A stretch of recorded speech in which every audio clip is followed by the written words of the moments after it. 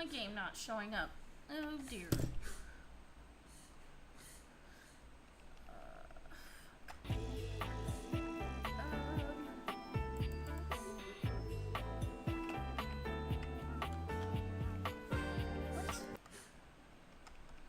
Oh boy, did my game crash?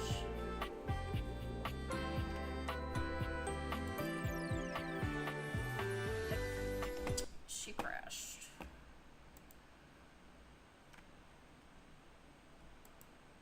I don't know why it does that every time I try and set up stream. Oh, okay.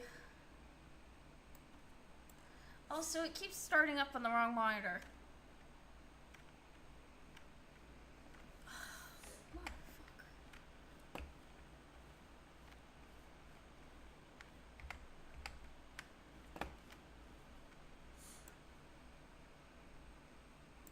There we go.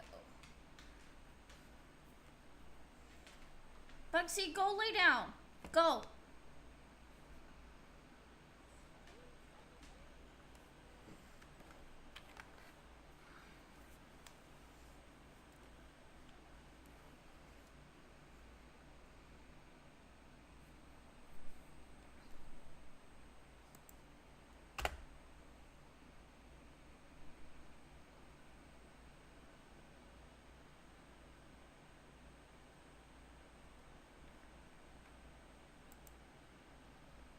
So I was researching and I'm pretty sure I may have done Dorian's romance route wrong. Or at the very least, did it out of order. Oh no.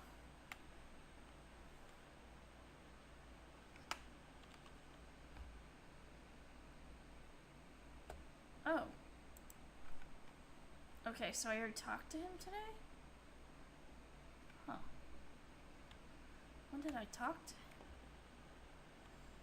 Okay. Well, wait a minute. Why are a bunch of these doors closed? Huh. Okay.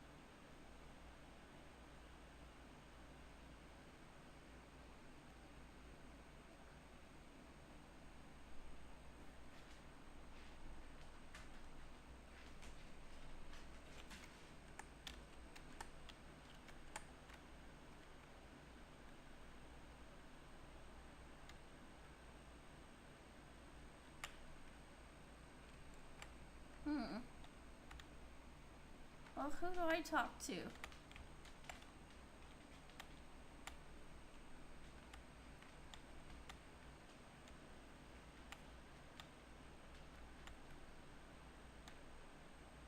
I know there's a whole bunch of objects I could talk to, but I'm trying to trying to look around, I guess.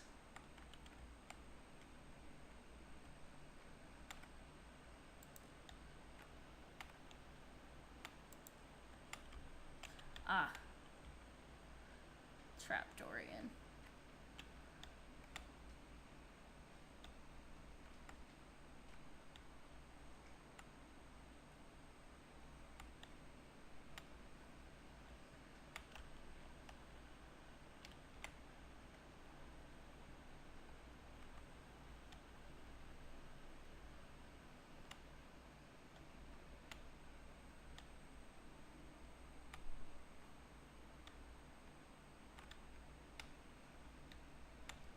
There's like a bathroom around here. Oh god, the duck. Sure, why not?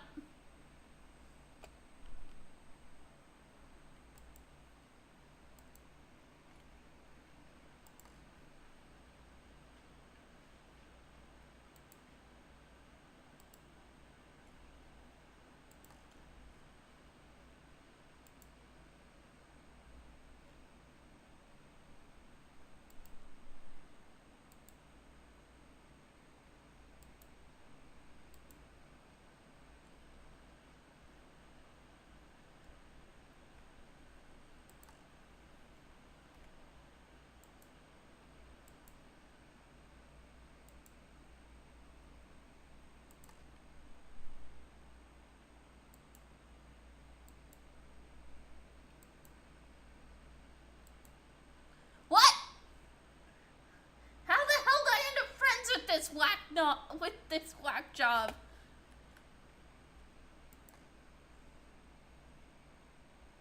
Okay. I guess we're friends with Rebel.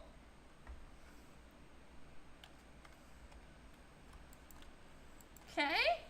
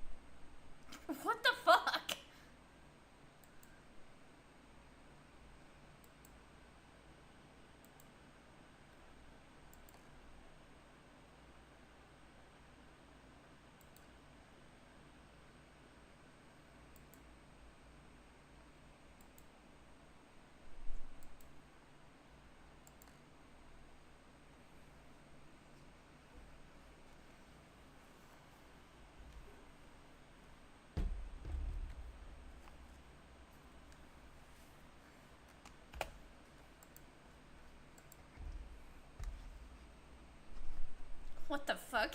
How is a wand and a bagel like the same thing?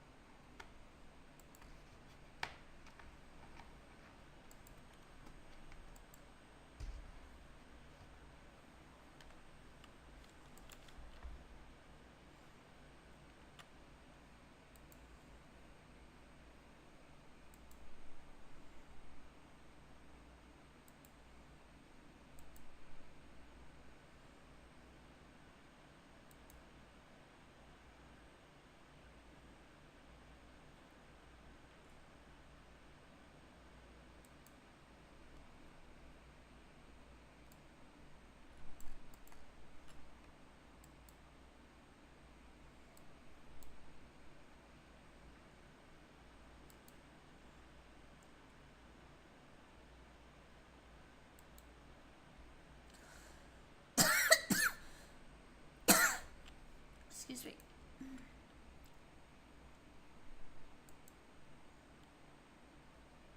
What a fucking weirdo.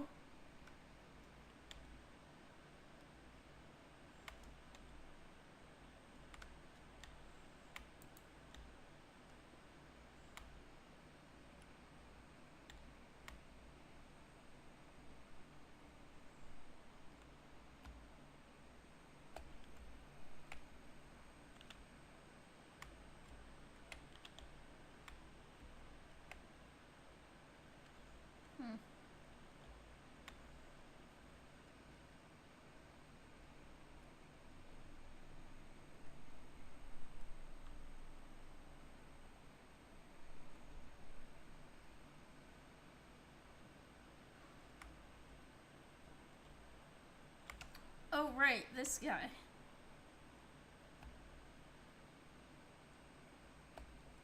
Need to recharge. Oh. Oh, I didn't realize I was out of charge already. Jesus. Okay.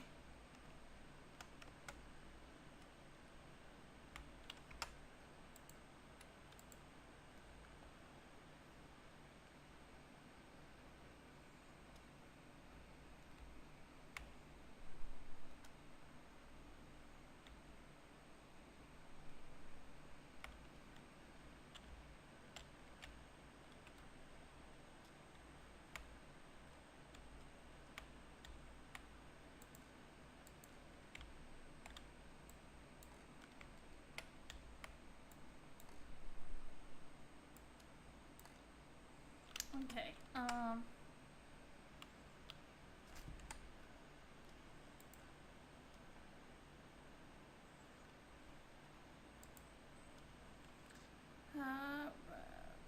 listen to a door at the attic door, back door, yes, door to the bedroom closet, counter door at the electrical closet, gym bathroom, two of them staring at each other in this particular spot. That's my door in at the gym hall door. Gym hall door.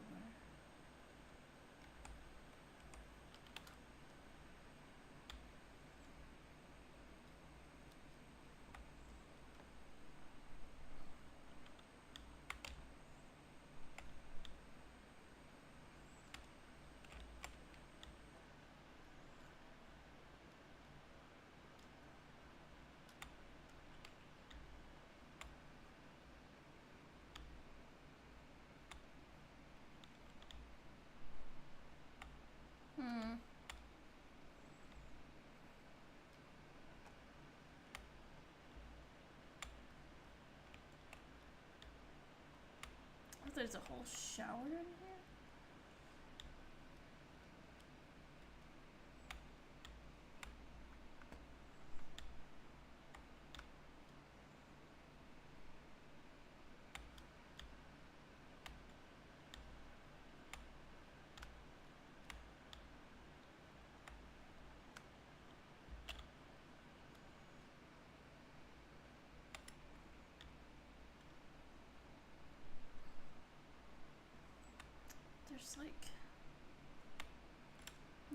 It's gonna be the bathroom.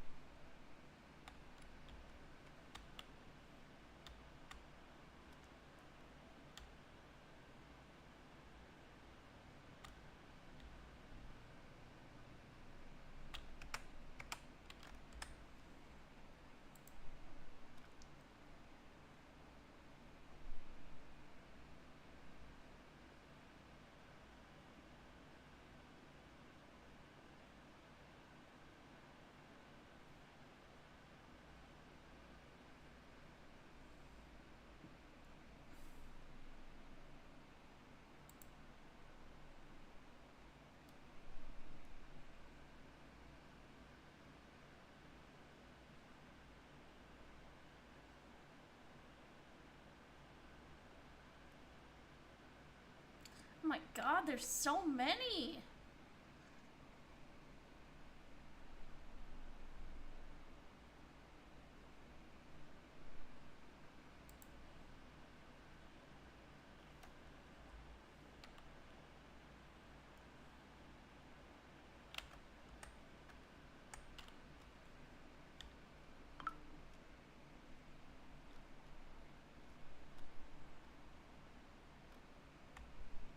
Hmm.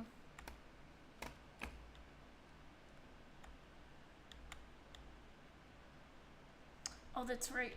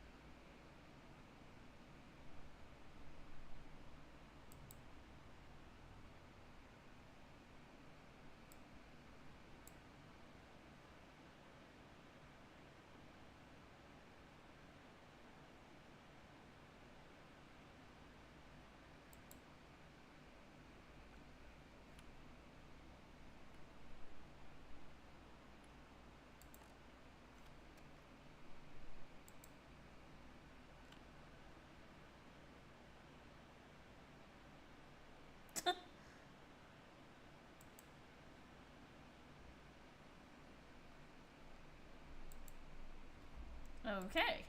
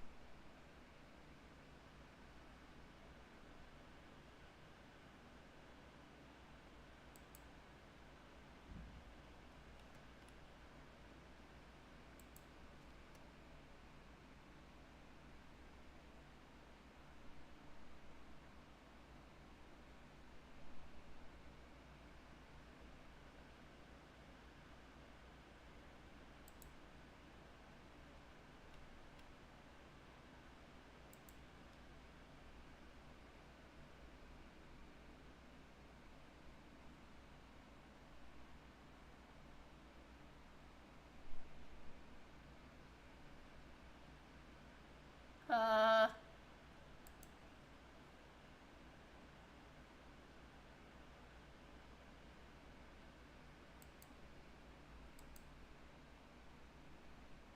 okay.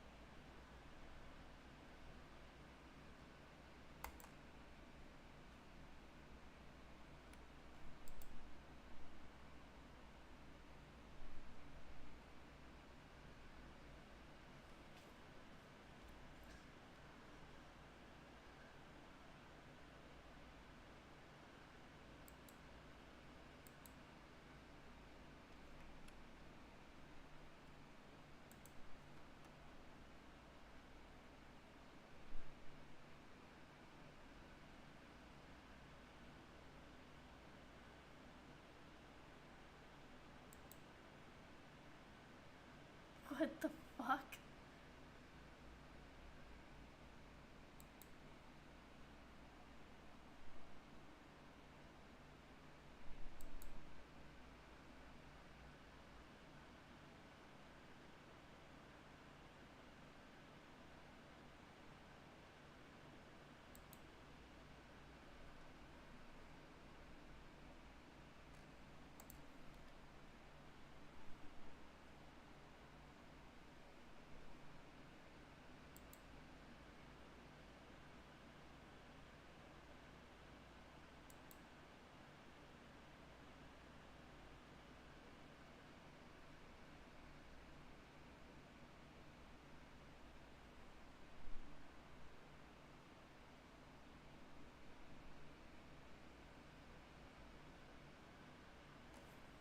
Uh, huh. I miss Dorian.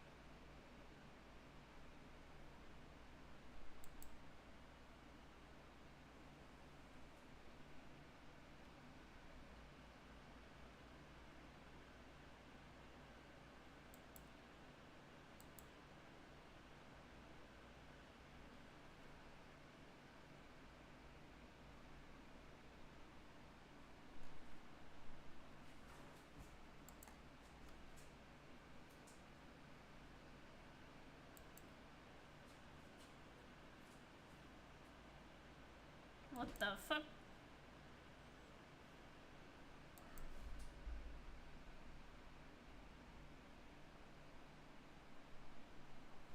Hi, Faye.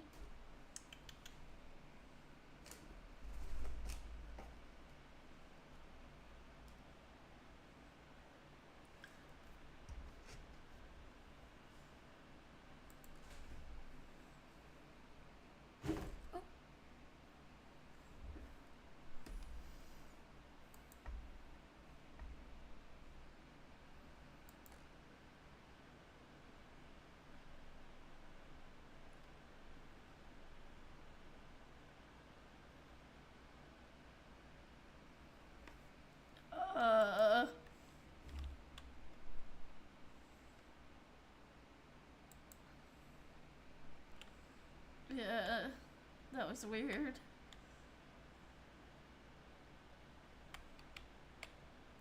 Salt and pepper shakers? Huh. Okay. What is this? Is that another duck? No.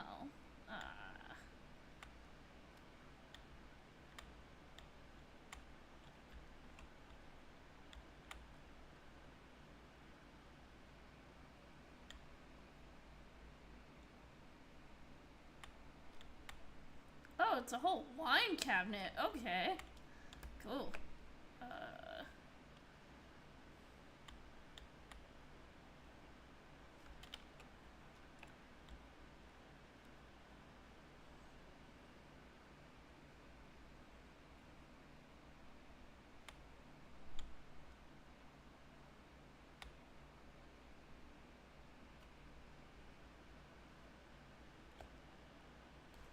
Oh, that's pretty.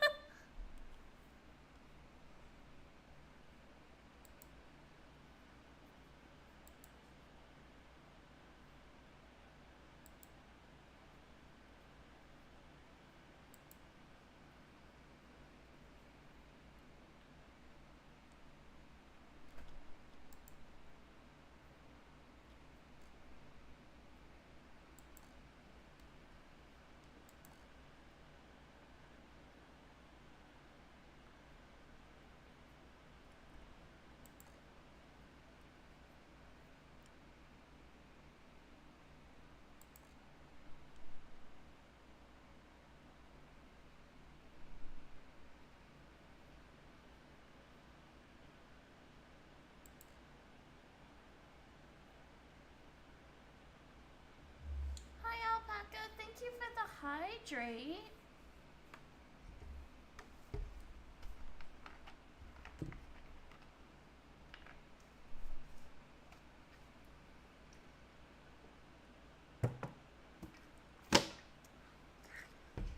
Sorry, I technically have soda. It's just not super hydrating.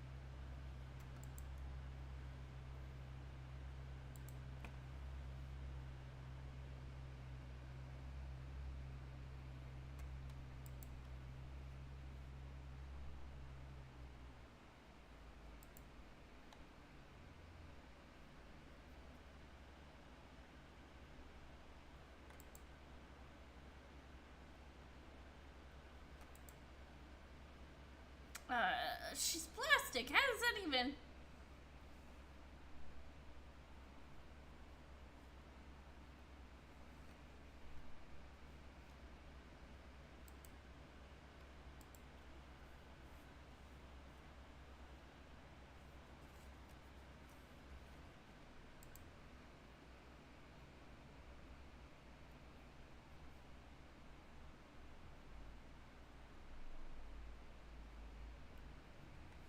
Looks like giant laundry detergent box.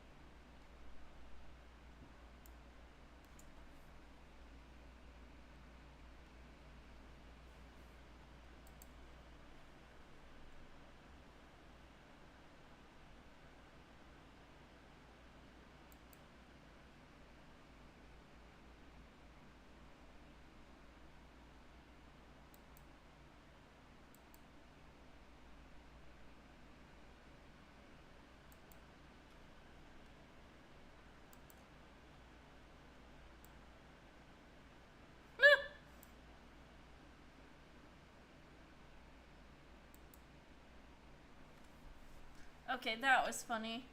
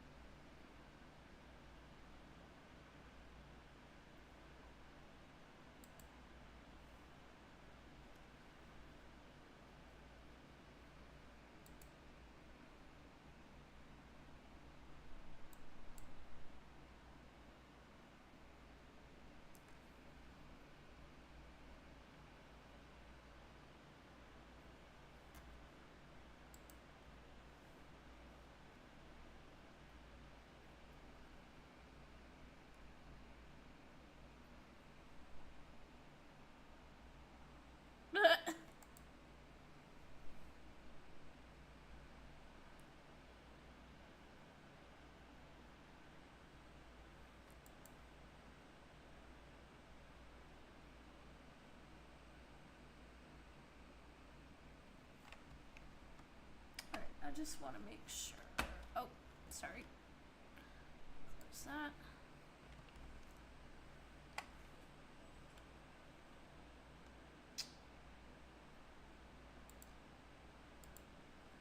Okay, I did change the audio.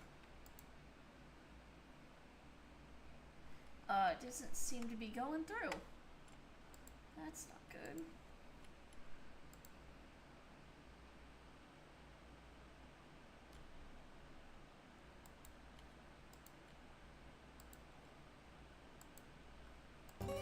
There we go.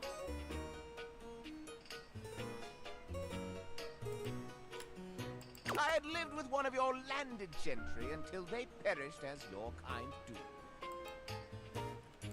The ruffians would zoom, but I am no bargain. And most importantly, I am chaste.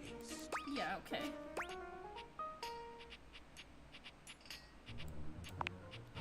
I perch aloft this dining able, surveying the better part of the kitchen, living room, and the emptiest of walls. As I gaze into that wall, sometimes I am gripped with the fiercest longing. Do try it sometime. These rottish roustabouts love Oh, each thank other you in for ways that follow. you cannot imagine. What? How would one of your kind possibly know? Oh, no! It cannot be! Oh, you're making me ejaculate! I exclaim, bellow, ululate! No! Such a scandal cannot stand! Having told you my story, I must away. Regards, S. Wait, what? We were supposed to talk to him!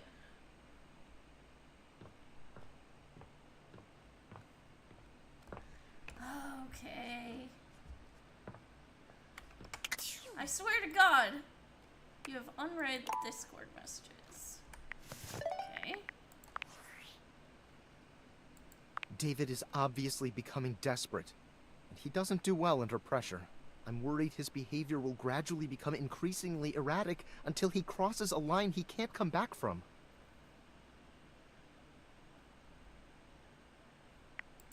You have no idea. I should never have put you in this situation. Naively, I believed as Valdivian's lowest paid employee, you would be safe. But it's become clear that as long as you possess the Dateviators, you'll be the target of David's wrath. Anyway, I have a solution. Use the realization recipes to bring Skylar to life. Realize Skylar and destroy the Dateviators before David unleashes his full fury upon you. He has access to resources you'd never believe. I'm afraid there's just no time to explain. You see, I forgot to charge my phone's battery last night, and now I'm at 2%. And I can't charge it because I also forgot my charging cable. Can you believe that? Ugh. But remember, realize Skylar ASAP. Okay.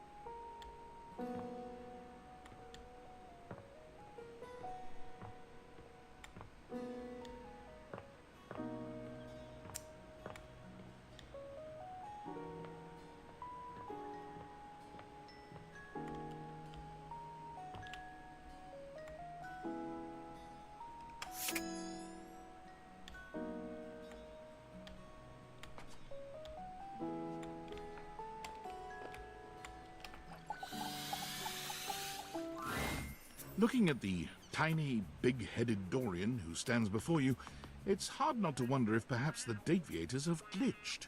But a quick inspection does seem to show they're working just fine. What are you looking at?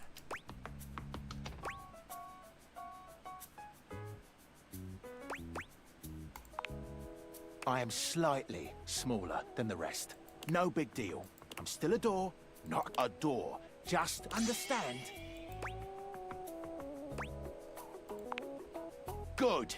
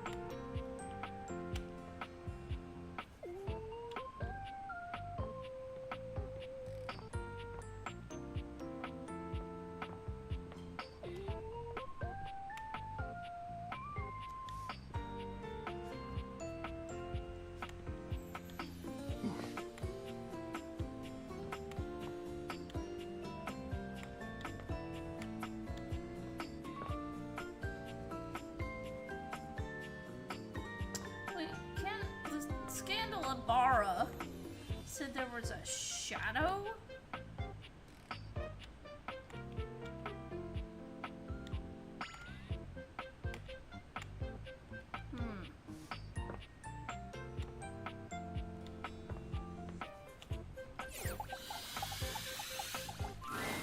There's a presence in the Oh. room with you. You're sure of it. Found it. But you can't make anything out in the darkness. As you search for whoever it might be, they address you in somber, funereal tones. As the light fades and dusk draws, all hope becomes despair. Do you wish to proceed? Is that so? Let regret not fill your heart then. Okay. Hark! For your greatest fears manifest in yours truly. A monstrous creature takes Oh, shape from the okay. darkness itself. A terrifying amalgam of bones, both human and animal. Grotesque, clawed fingers, and seething, swirling shadow. From brazen earth to the heavens most incorrigible. The shadows quiver, the shadows quake, and light has no purchase here. Okay. For I am XXX Shadow Lord 420XXX. What the fuck? See you.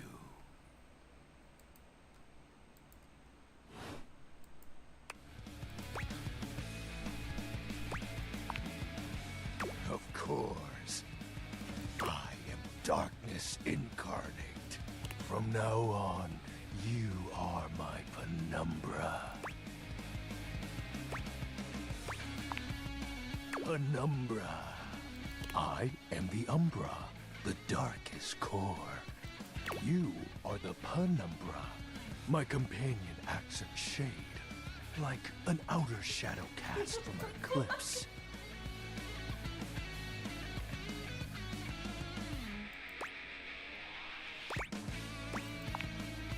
Yes! Sign me up. So tell me, Penumbra, what brings you to the call of night? Did you find that out on your own? Or did you use a hint?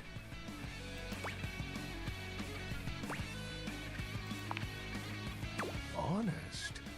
I adore honesty and humanity. You appear to be romancing the objects in your domicile. I see. You are embarked on a most interesting quest.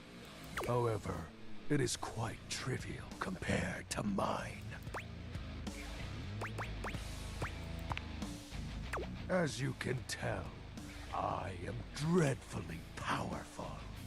However, My true potential has yet to be unleashed.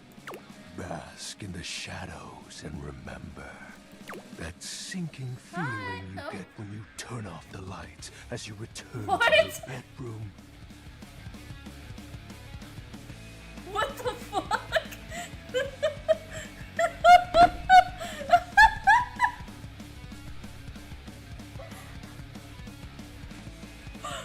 Thank you for the follow. Nothing.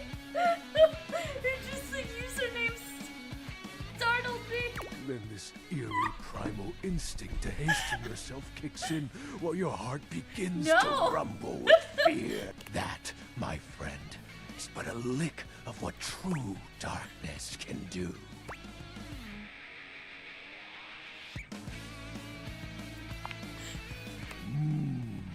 You help my power grow.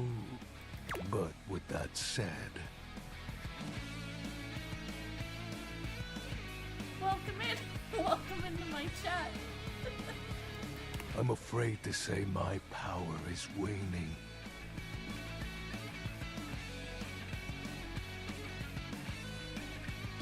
If not for your summoning ritual, I may be.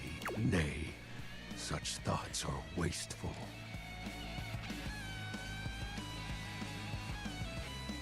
Oh my goodness, I got a Anyhow, text wave. I have been waiting in the abyss in search of a companion.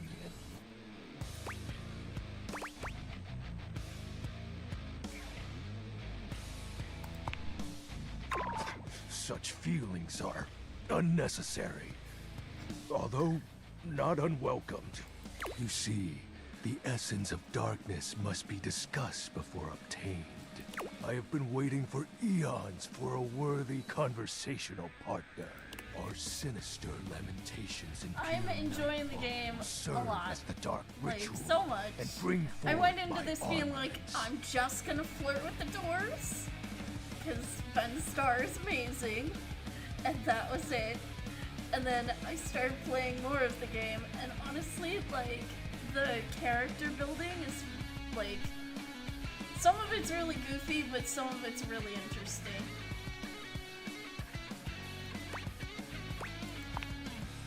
My armor forged from the shadowy depths. Like this guy, he's really fun.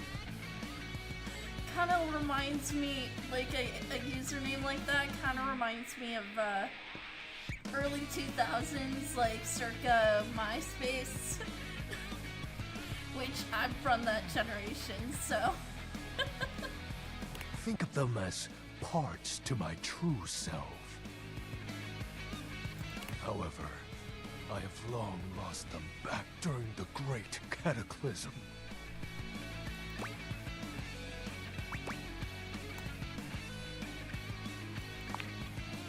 Naturally, but I am equipped to ease your wandering mind. Know that even this discussion will feed into our dark search. What troubles you, my penumbra? The tragedy that befell my comrades.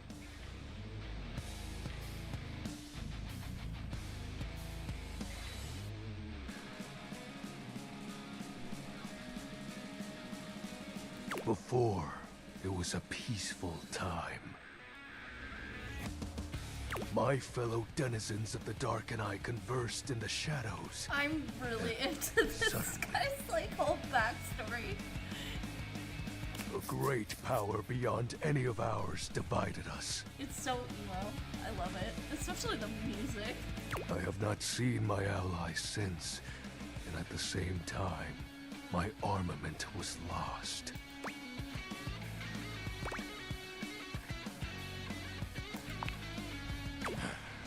It is an unexplainable force beyond reason.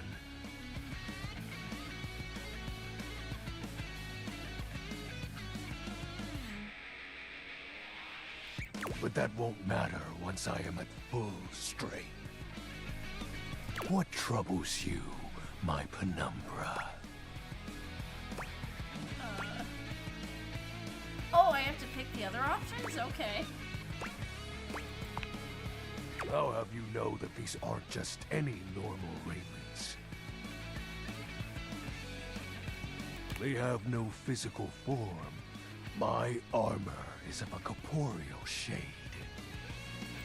But after I obtain just a single piece of it, the pressure of my dark aura will rise exponentially. So I wonder how many times you can run into this guy since you have to do it based on shadows in the house. I might have to look that up. As I said, by having conversations, we initiate the ritual. Join me in darkness, and my power shall inevitably return.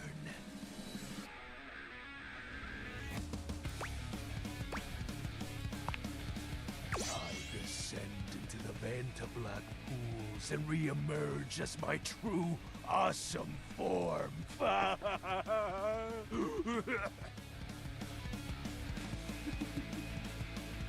I sense your curiosity. Stay close, Penumbra, and you shall someday see. What troubles you, my Penumbra? While it may appear childish, it is a title that bears significance to me. Even creatures of the dark are entitled to nostalgia. I knew it! I was like, this reminds me of like early 2000s. And its relevancy continues to capture my very essence. Lord of Shadows. Also the 420. Oh, signature embellishments. You'd be surprised how popular of an identity Shadow Lord is. You can't just have anybody proclaim they are the true Lord of Shadows. Which is why I leave my mark as such. Shadow Lord falls silent for a moment, as though listening for something you can't hear. He makes a fist, nodding to himself. Can this be? He spreads his arms wide, opening his clawed hands as if to receive something. Yes. The dark power begins to creep and course through me. Oh my god.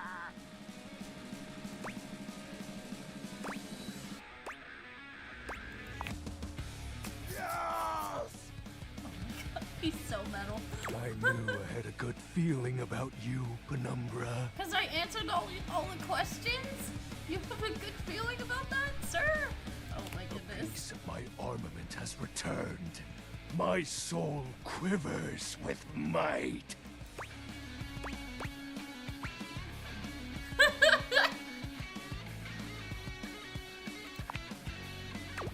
Oh,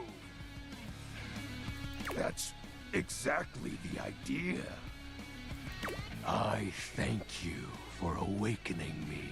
Encountering you has been the most exciting event in a very long time. Jesus Christ. For now, I shall relinquish you. Return to your... Oh, and no need to reinvite the light. You're now a denizen of darkness, after all. Unless being in the dark brings about a fearful sensation that tickles your heart too fiercely. Farewell.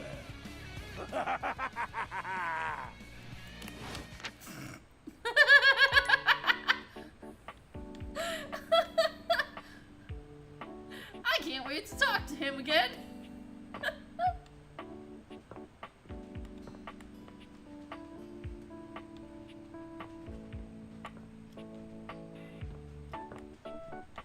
Oh, right. We gotta bug the candle because he didn't talk to Maggie. Damn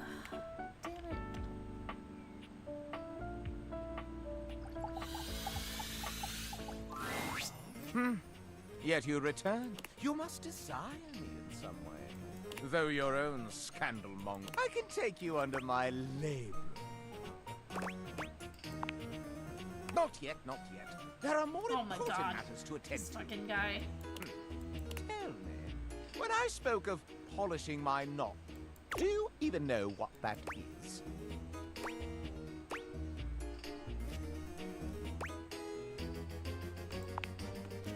So, that's been a vicious rumor for years. The knob is above the base and is decorative. Now, where on me is my label?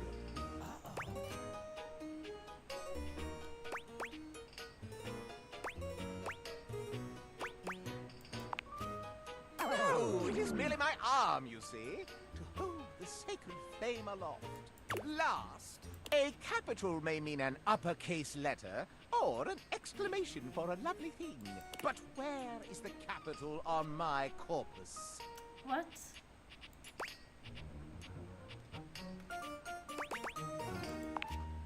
The base is called just that. Oh, come a on. I base. got all of these wrong. The capital is underneath each sconce. Well, you have stumbled in your attempts to further gain my esteem. Not a single question right about my anatomy. Allow me to tally up my feelings. I don't like you either. Don't I worry. deem you not yet worthy of my inner victim. I don't have enough sass.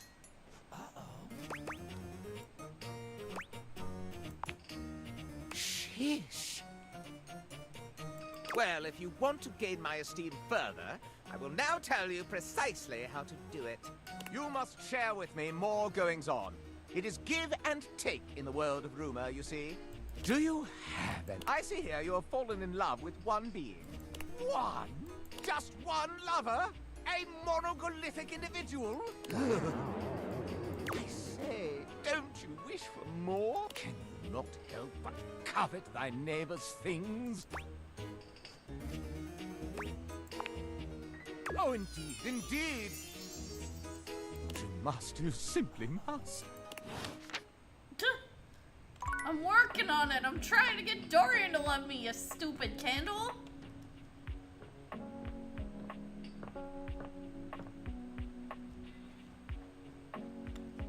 And also the shadow. The shadow is cool.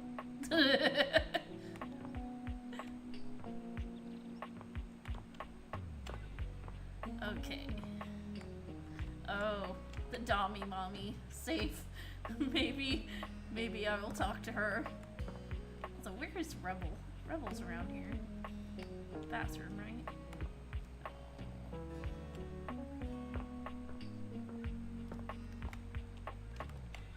Huh.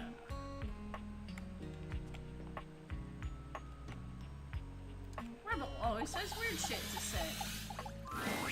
Well, if it isn't my favorite sheet stain. Keep sticking it to the man. Or anywhere else it might fit and feel nice. Equal opportunity stickage here. Speaking of which, I got a date with Benoit. Later, loser.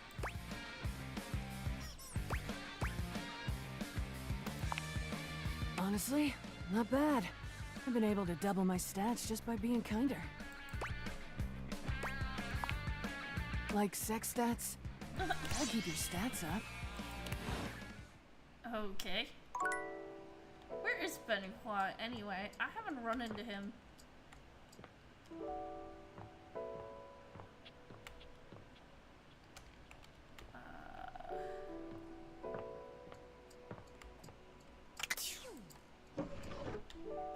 What the hell?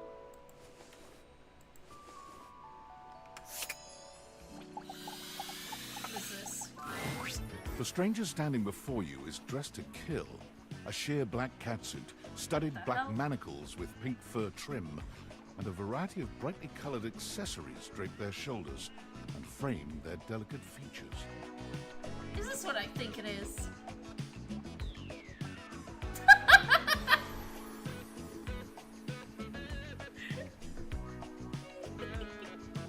Loneliness has been such a defining factor in your existence over the last few years, you've almost forgotten what it's like to be around others.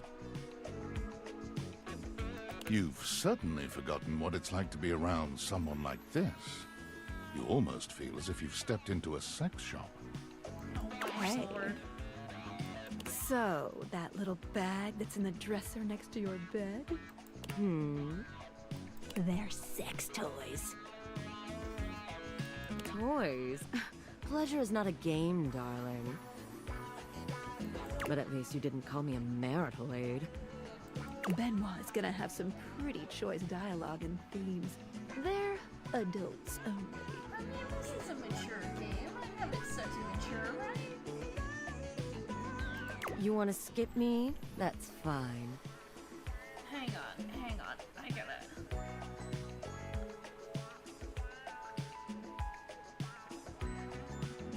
I mean, we got through Rebel being a weirdo.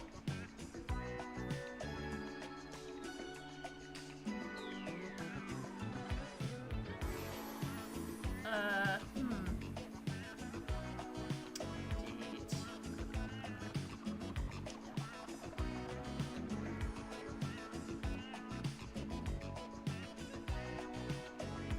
Let's see if there's any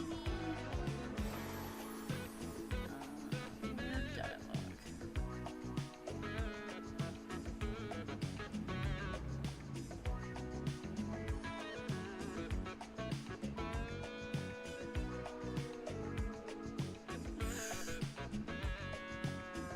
Dave Dex.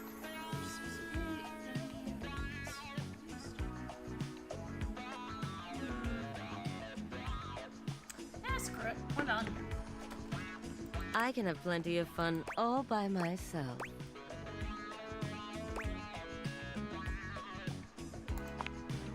Okay, have funsies. Oh boy. What did I sign up for? There you are. I was beginning to think you'd forgotten me.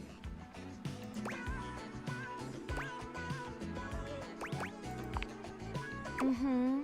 Cute. I'm Benoit, your partner in pleasure. Jesus Christ. Hmm. I probably should have skipped this for stream purposes.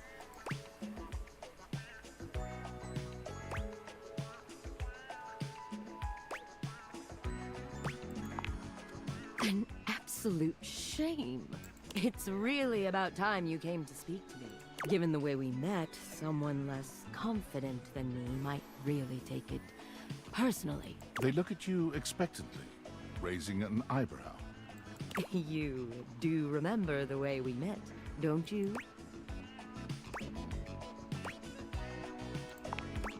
The words gag gift make their cool expression crack for just a moment. Ah, yes. There it is. Gag gift. They look absolutely disgusted. The only way to strip the word gag of all its appeal. Okay. Some friend of yours thought they were hilarious.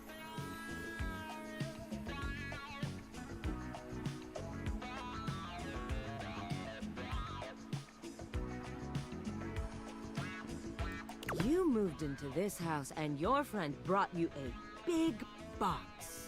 You opened it up to find... what else? A smaller box. You opened that to find another small box. And so on and so forth. So funny. Eventually, you got to the smallest box. And there I was. A bright-eyed virgin. Yours for the taking. Who'd have guessed you'd let me lie untouched all these years? But there's still time to Christ. rectify that. After all, you're here, I'm here, and I know you have nothing but time. So how about it? Me and you and mind-bending, earth-shattering pleasure?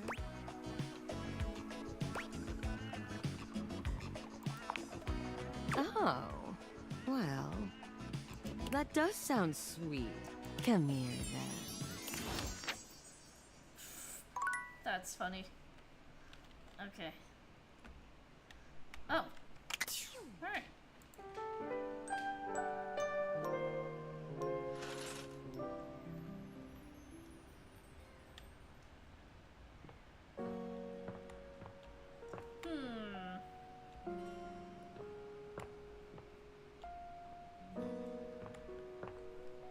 Okay, do I talk to the Dommy Mommy safe? Nah. No, it'll wait.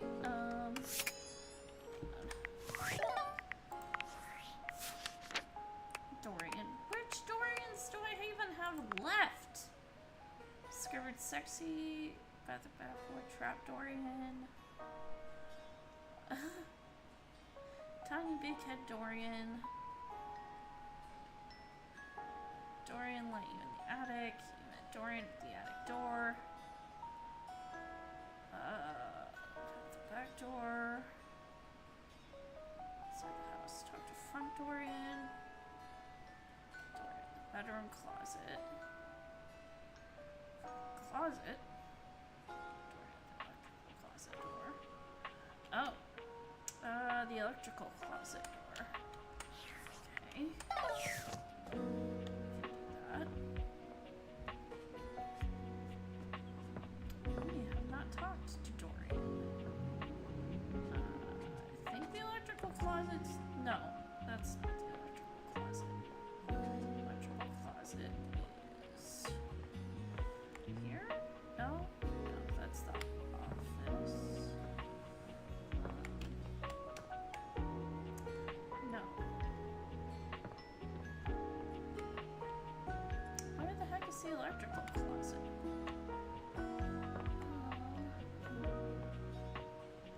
No.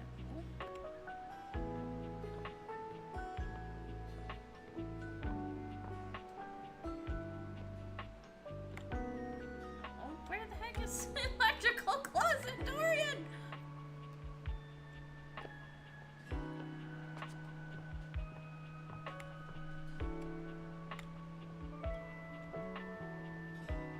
I swear it's around here. Maybe it's upstairs.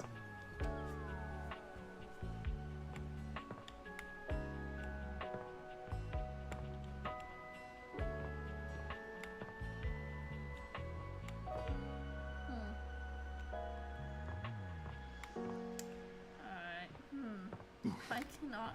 Oh, there it is.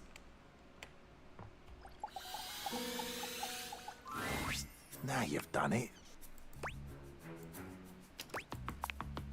You're thinking of getting involved with some of the biggest miscreants round here. Oh, I already did this. It's the breaker box. The seediest bar attracts the type. If you know what I mean. Don't stay out too late in this general vicinity. I'm warning you. I'm here to protect. To keep the bad ones out and the good ones in. But with this particular locale, I feel like I'm keeping the bad ones safely away from everyone else. Oh, dork? Okay. Hang on. What is that?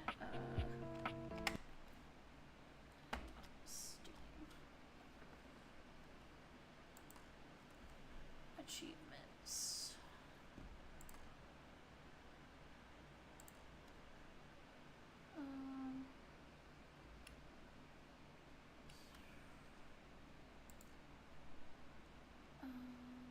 I gotta find the achievement thing. What? Total dork. Speak with every door in the house. And he still doesn't love me? Sir! Please. Ow.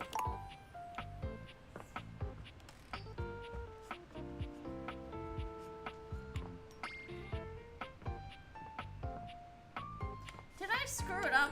Did I accidentally get friend zoned?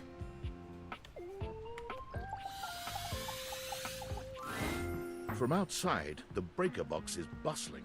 You push open the heavy door, but the first thing to grab your ears isn't the dulcet tones from the stage. It's the aggravated whispers of a heated and private argument in the corner between Eddie and Volt. You should be resting. I'll add it to the list. Eddie. There's no time, all right? There's too much to do, and unless you want us to blow a fuse... We're not going to blow a fuse. Though you might if you don't relax. Everything is well in hand. Look, fine. Just a few hours, but only if you swear you'll keep me updated. Have I ever failed you before? Obviously not. I'm serious, Volt. If it gets worse, you come get me. Clearly not fully convinced, Eddie chews on his lip. Finally, he turns, blowing past you with barely a nod. Live wire. Volt's whole demeanor shifts as he notices you, and you feel just as tingly as the first time. How delightful. You're back.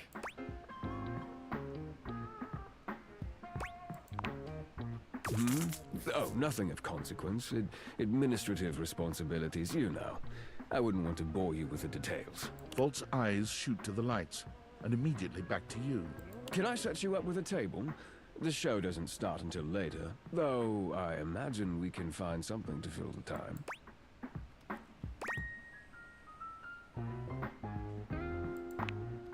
For a split second, Volt seems caught off guard. Perhaps your directness has surprised him, but he recovers swiftly enough. Go ahead. Ask your charming host anything you like. Oh, it's a simple power surge. If you tell me you've never seen a power surge before, I'll know you're lying. The flow of electricity can be a very unpredictable thing. It requires a delicate balance and power conversion. Sometimes the balance gets thrown off. But it's nothing to be concerned about, I assure you.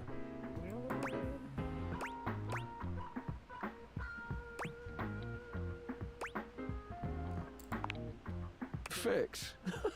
It doesn't look like anything around here is in need of fixing. That's just the nature of an older house. It's part of its personality and charm. No, certainly nothing that needs to be fixed. But in human years, perhaps, things age differently depending on their use, and I would say this house has been well loved, wouldn't you?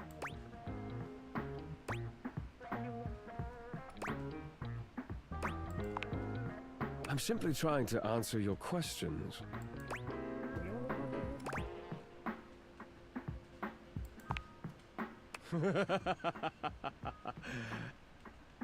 That's customer service, Livewire. Go ahead. Ask your charming host anything you like. Eddie is my predecessor. He was in charge of all the power in the house before me. Are you asking me to explain the complexities of a thing's essence and how it comes to be?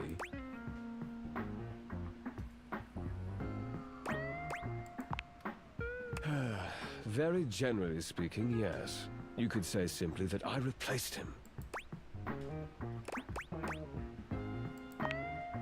He mainly helps me look after the club.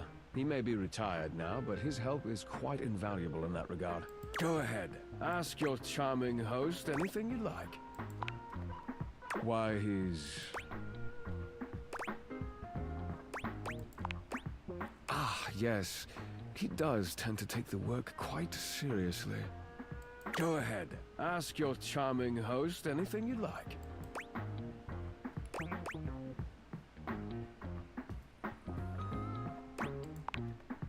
Why, he's...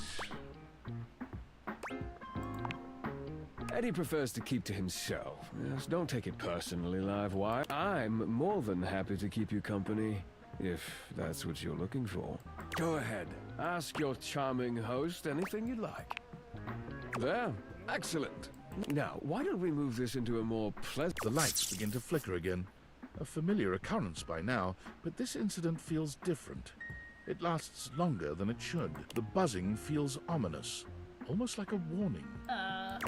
My apologies, Livewire. As much as I'm enjoying our conversation, there are a few things I must attend to. It's nearly time to open for the show.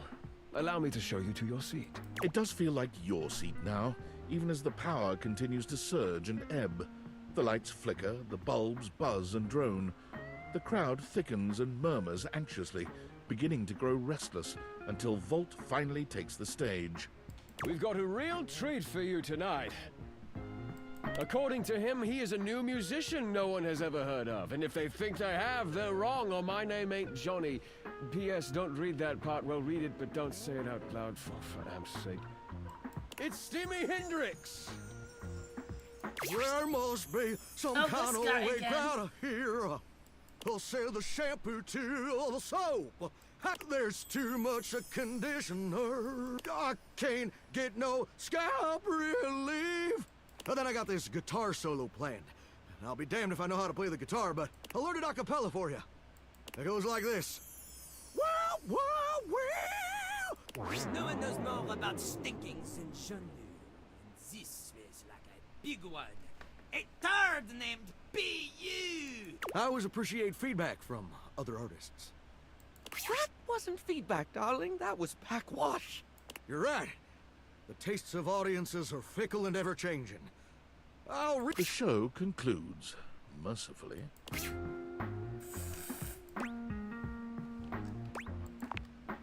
And you wait, but Vault does not come. You get up to leave and you notice Eddie quietly closing the door to the back room and shuffling to the bar to fix his drink.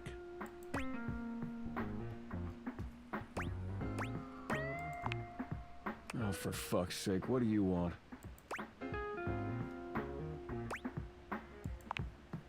Obvious question time. Fun.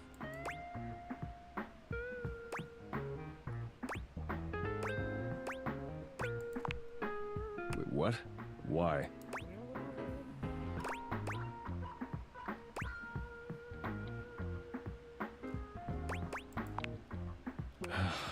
Why do you think that? Did something happen?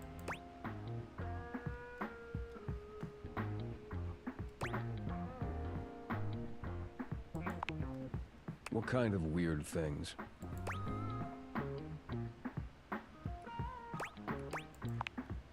So you came here to... what?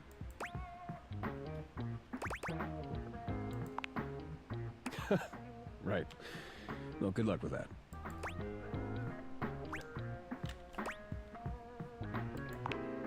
What the hell do you expect me to do about it? Volt's the one who runs the power here. If there's a problem, let him handle it.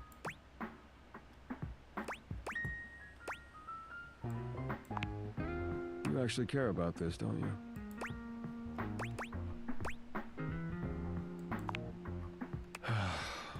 Damn it. You're not gonna let this go, are you? We're not letting this go. We're not letting this go, Eddie. I'm gonna regret this. How are you with tools?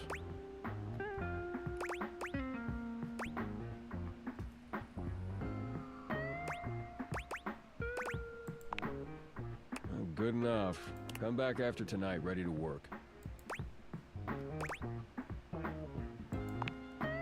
Do you want to help or not? Better. You got what you came for, right? Can I finish my drink in peace?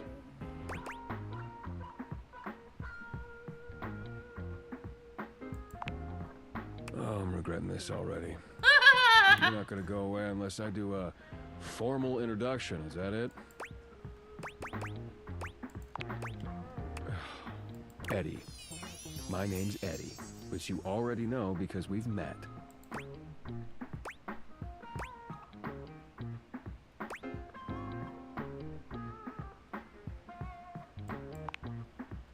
Whatever. Good enough?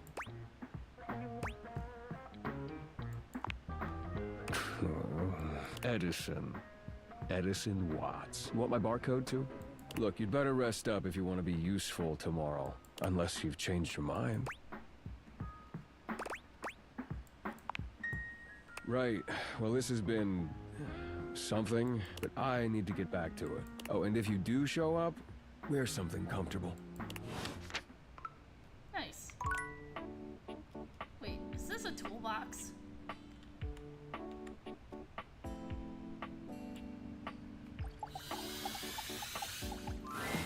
The handsome construction worker currently invading your space makes you feel as though you've accidentally wandered into an active building site. He holds up his hands to stop you from going any further, glaring at you as he looks you up and down. Whoa, whoa! Where do you think you're going?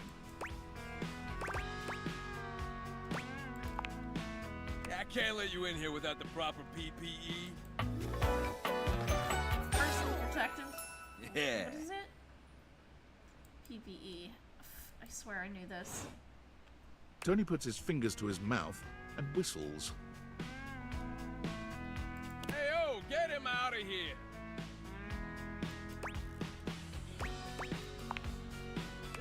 hat, your boots, your high-vis vest. Come on, this is a job site.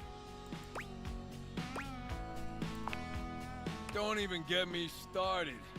Not when Johnny Wannabe next door has got a whole garage to himself.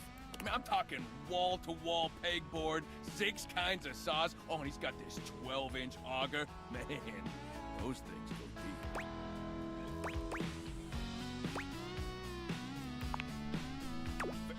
What?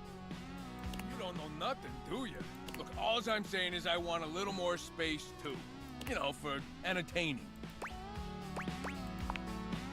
I'm a popular tool. It's always, hi, Tony, this, thanks, Tony, that, or Tone, my ass is leaking.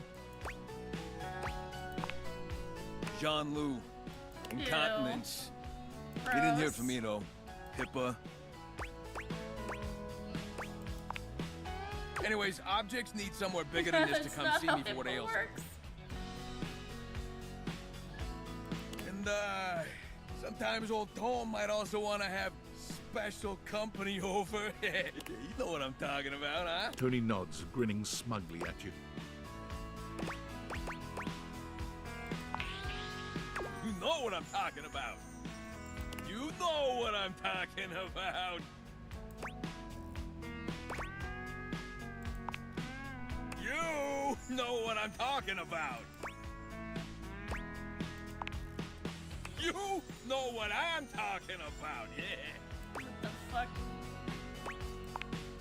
You know what I'm talking about? Woo! Tony nods at you. You nod at him. And you nod at each other, both entirely pleased that you each know what the other is talking about. So you get it.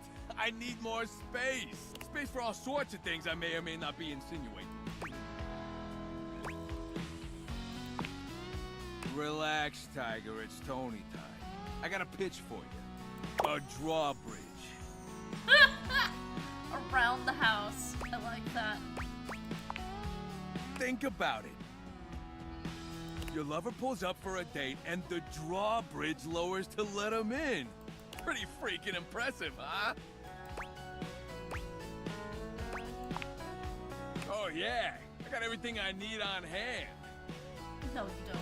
Flat-looking screwdriver, the pointy star-shaped one, a hammer, and that spearmint gum you've had in here since April.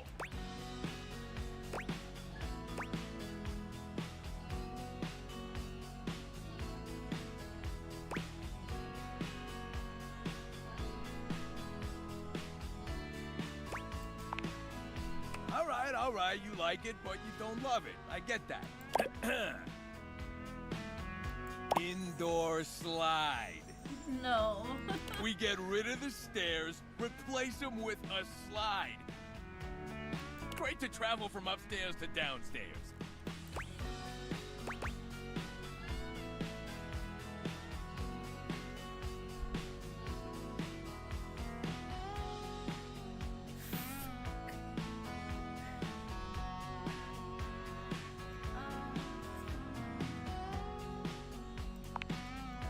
Yeah, she can get in on this too. She'd become Indora, the indoor slide. Totally fine. Changes like that happen all the time. You just gotta fill out a bunch of boring forms. $200 fee. I have to pass. Sure, of course. Yeah, because an indoor slide would be ridiculous. Now, how do you feel about indoor pools? Because if we rip out the floor in the living room, we can get you an indoor pool. In the living room? Of course it is. But that's what the chewing gum is for. Oh my god. You just stick some of it in the outlet holes and Viola, it's now all shockproof. That's not how that works. That concludes my remodeling advice. Now for the actual dating advice, you're just gonna have to sign up for my workshop.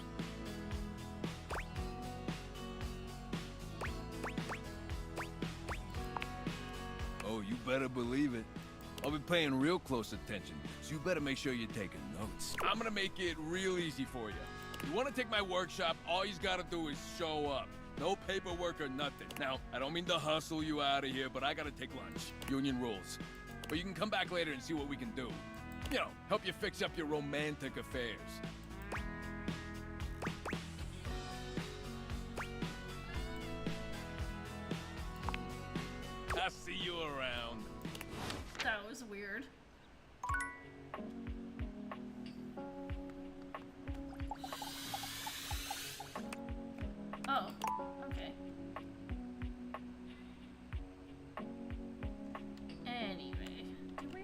talk to Dorian? We usually talk to him first thing. Yeah, we did. We already talked to him. Okay.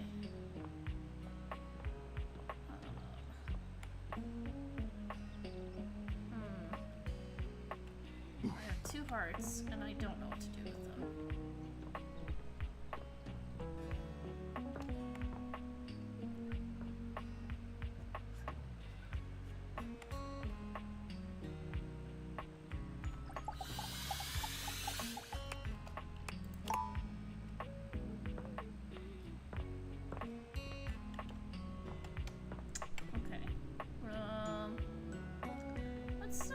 Let's stack to the D&D dice. My master of the mystics! You have appeared before me as you had promised.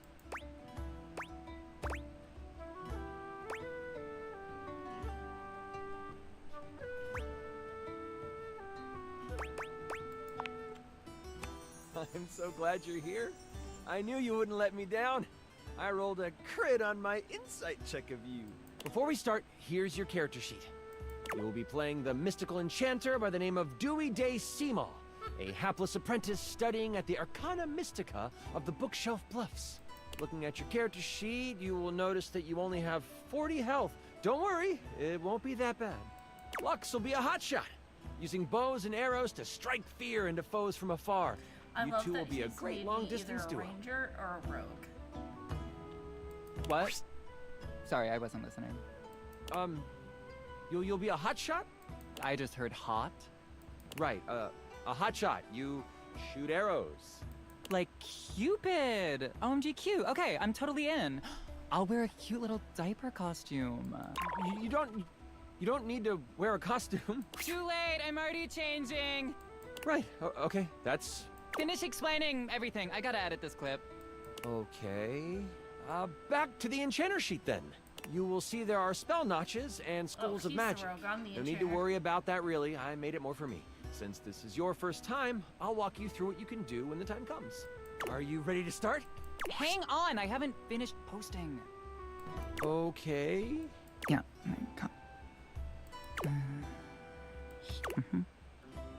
Lux? Do you like this filter or this one? We're going to start.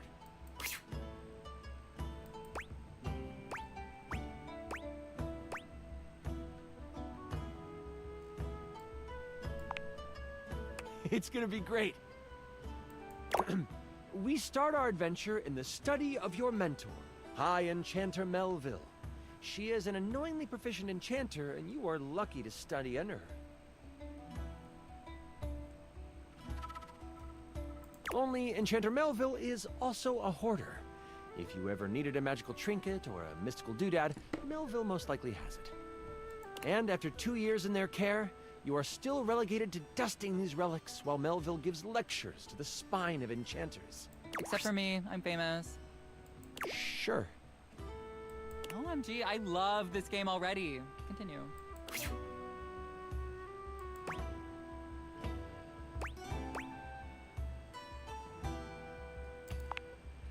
The Spine is a group of enchanters that govern the magical world.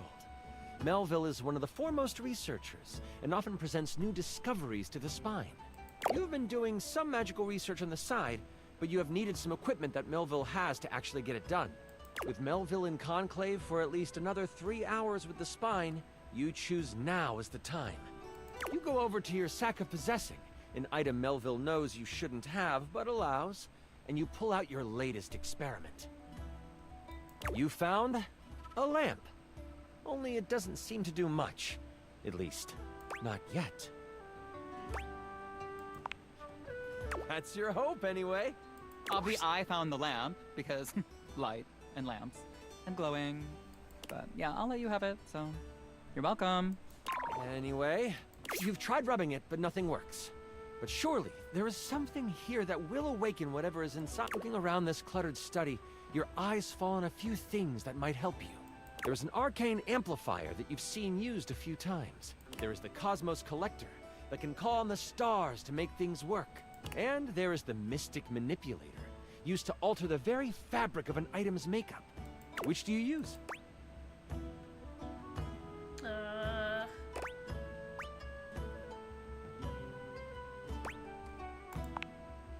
The stars are your best bet. You place the lamp in the deep bowl surrounded by cosmic dials and magnifying glasses. It doesn't take long for the lamp to react to the device. First, it starts to glow. It takes on a warm copper look, but then it starts to shake. Slightly at first, but then, boom! An explosion of magic rips the device apart, and white smoke consumes you. Some of the glass catches in your skin, and you take... Oh! 5 damage. I roll Oh, no! to avoid the damage. What does a 1 mean? That's a critical failure. Okay, well, I just asked because I didn't roll 1. What did you roll? The number that avoids damage to my freshly applied makeup. You wave your hands, clearing your vision. And that is where you see it.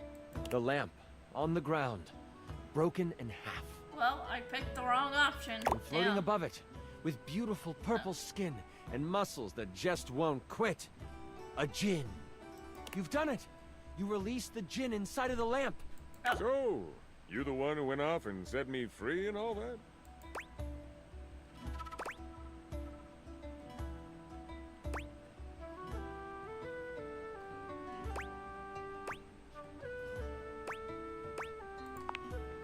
The djinn looks at you and cocks out a hip.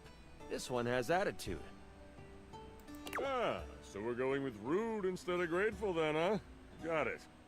They then look down at the broken lamp. And the one who has the lamp gets the wishes. Except there is no lamp, is there?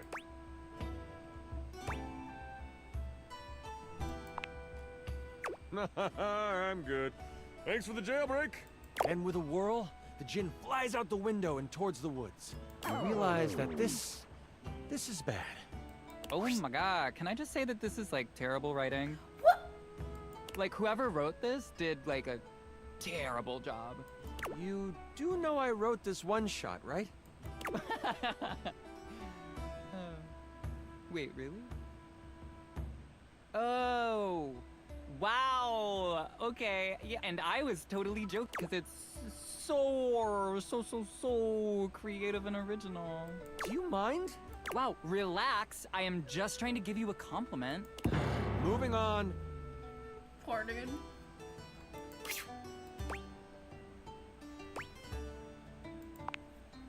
Djinns have been trapped in lamps to stop them from being mischievous and using their powers for evil.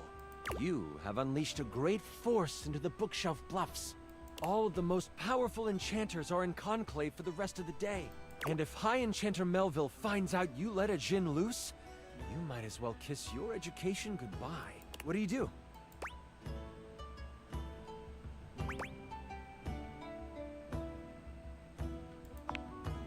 Using a quick spell to sweep up all the glass and metal, you quickly tidy the study before rushing off to prepare to catch a djinn. In your dorm, your sack of possessing over your shoulder, you start to think about what you might need. But you don't have a ton of time. Your battle wand, of course. You also grab your Tome of Terrible Creatures. Flipping through it, you make sure you find the chapter on djinns. One paragraph stands out to you. It's about metal and the way djinn react to it. It's something to... Oh, don't forget your ringing rock. Someone might call you. You know you can't hesitate for too much longer, so you decide to grab one more thing. Do you want the large red mystery potion? Or there is a box with runes sketched into it. It looks like your roommate's. But it also looks powerful. Which do you take? You grab the box and shove it inside your sack of possessing. You have no time to figure out what it is right now. You quickly head out of the door and toward the woods. This could be bad. You get to the edge of the woods and it isn't hard to figure out where the djinn went. A path of trees has been bowled over. The funny thing is, the path seems to be heading toward a very specific location. It is headed for the hut of the groundskeeper, Moise. Moise is a bumbling old fool, but has a good heart. If anything happened to them... Oh no! You race through the woods toward Moi's cabin. Right on the edge of where Moi's cabin would be, you see Moise. They are tied to a tree, but they aren't resisting. A tiny gnome, Moise has always been kind to you. They snuck you herbs you needed for your experiments and may have helped you destroy evidence of a failed enchantment before. I set up a drop shipping store for the gnome, leveraging my brand. And because of my incredible popularity, I offer him a 98.2% distribution split. Anyways, I call it Zodiac Herbs for astrological abundance. And we make a ton of money.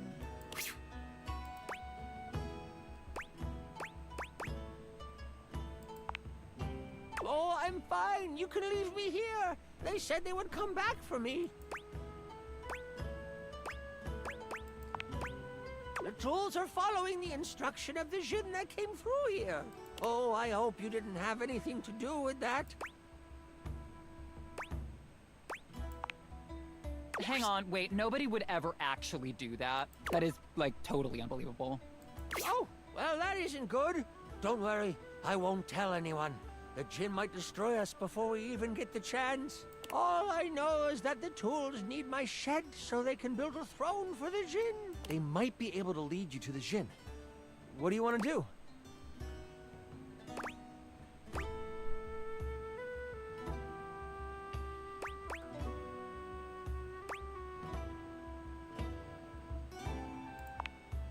You decide to stealth your way out of this one. As the tools begin to head off down a path, wood and various building materials in hand, you follow them from a distance. Every now and then, you have to stop because the trowel looks like it's looking for you. But you keep going, following them for a few minutes. Eventually, they stop. All right, time for our break.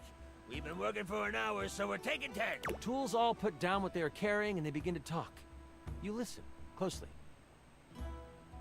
So, Rick, you doing all right? This work has out of your general wheelhouse. Oh, thanks for asking, Spade. I'm hanging in there. Travel can really push a person, though. I love that Matt Mercer does all the voices for this. Oh, I know. Try being their cousin. It reminds me of my DM, Gigi. Crazy thing is, I should have stayed in the glade with the Jinn. For her campaign Did you see on all those Sunday leaves? Nights, or Sunday afternoons, but we had to cancel today. But no, it kind of reminds me of her. It must be a DM thing. They were everywhere. And I'm the perfect tool for the job. But no, lift this board, Rick.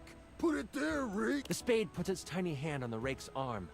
When we get to the glade, you want me to say something? Nah, thanks, though. The Jinn seems like a fair guy. I'll talk to him, see what he can do. The trowel walks over to the rake and the spade. We're gonna head back to the shed after our break. Gotta pull some nails for Hammer. You've heard all you need to, and you head toward the glade. That's it? We find out where to go by listening? Don't be surprised if you lose subs over this writing. Whatever. What subs? What are you even talking about? Oh my god. I hate Lux. As you make your way toward the glade, your magical senses start to tingle. You see a few pebbles floating in midair. They float up and down, glowing a soft blue. From your education, you know this to be a ley line. It is one of many that converge around the school. You think this is why the Jinn went this way, to amass more power along the ley line. But there might be more to it than that. Still, time is of the essence. You could steam forward toward the Jinn, or stop and do some quick research from your book.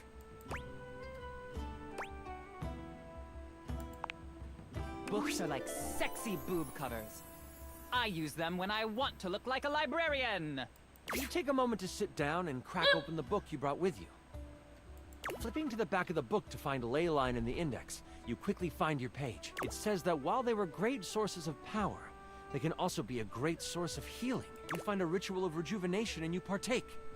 You have gained an additional 15 health. What do I get? Can I have some? I feel like my ritual of foot picks should give me something, right?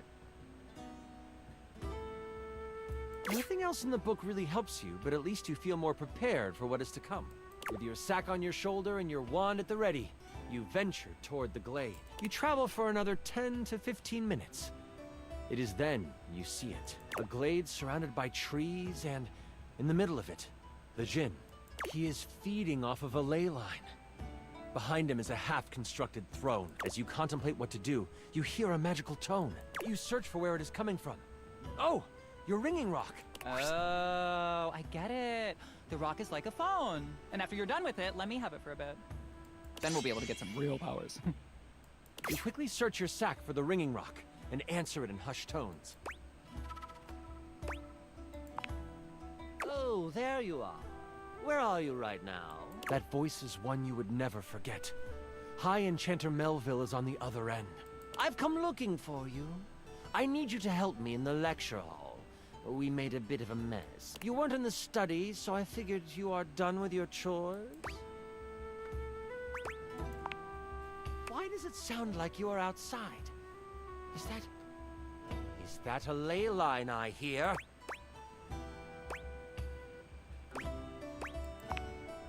You know that Melville isn't the biggest fan of lying.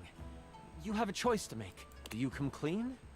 Or do you hide the truth from... We all know what the answer is here.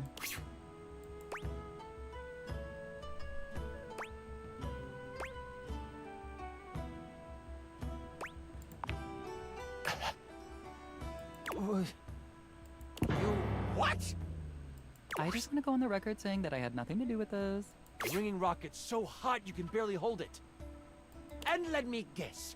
You're off trying to capture it on your own, aren't you? You hear her signature mumbles along with some choice words rolled in there. All right. Listen closely. This would be something You my, need to bind this wizard stupid thing. If in you my do other exactly campaign as would I do. say, you should be... Mess it up, and you will be blown to bits. You listen closely, taking every action to memory, and even repeating it back to Melville. First, circle the area with soil from where you stand. Then, begin an ice spell, only touch it to the ground. Lastly, recite the haiku of holding. You should know it from class. I'm on my way to you, but you must do this first. Hold tight. I'll be there soon. And don't expect to get off easy. The ringing rock disconnects. She hung up on you. None of that matters now. You have to complete exactly what she says. You start to follow the steps set out by Melville. The first thing you do is...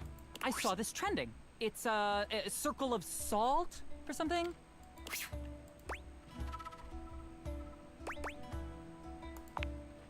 You grab a pile of soil in your hand and, staying tucked in the trees, complete your circle. The next step was to start what kind? Fire! It's Leo season, and that is a fire sign. The bitter cold pulses through your finger. You touch the dirt and hear it snap together. Now, the last step. What did you need to risk? This is a weird, hard magic system. I don't like it. Do you, chat? There is no chat! Technically, there is a chat. It comes to you quickly. It's short and sweet. You hear the spell complete, and you see a dome of magical energy surround the djinn. You hear rustling of leaves behind you. Melville quickly comes by your side. The ringing rock has tracking now? Ooh, that's good for location tags. That's not the point. Can I continue now? Yes. Poor dude. She gives you a smirk and a nod. I see you tamed the thing. The djinn puffs up. Psh, no one can tame me. Melville gets a very serious look on her face. We'll see about that. Stepping toward the djinn, Melville holds something in her hand. It's not just any lamp. One covered in runes and etchings. You have a choice, dear djinn. Enter the lamp and be trapped for all eternity. Or join me. Melville speaks to you without taking an eye off the djinn.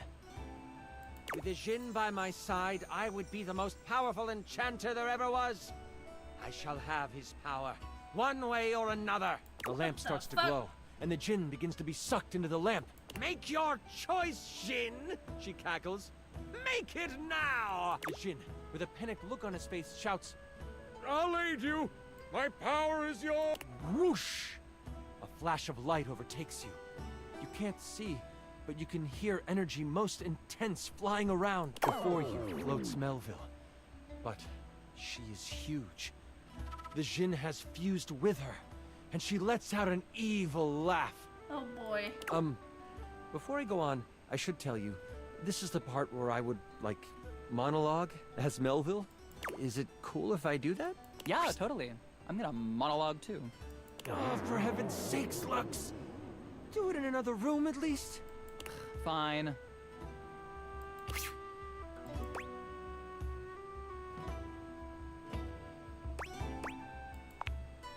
Awesome. You're the best. Melville lowers down onto the ley line, seeming to sniff the air that radiates with power. I know you can sense it. The power this place holds. These grounds hold a wealth of energy. Energy that could have us enchanters rule the entire world. Mold it into our image. Could you imagine if every place was as ideal as Bookshelf Bluff? A place where learning was the only goal?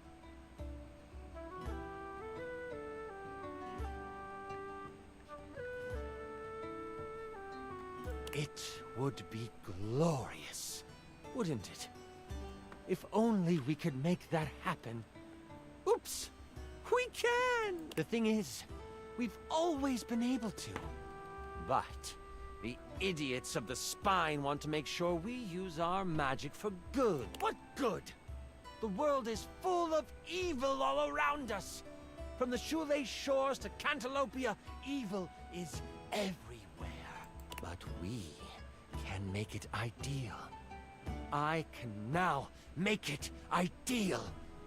What I will do will not be found in books. It will not be found in scrolls. The world will learn the peace we have found here. And I will force them to. There is only one problem to clean up first. You.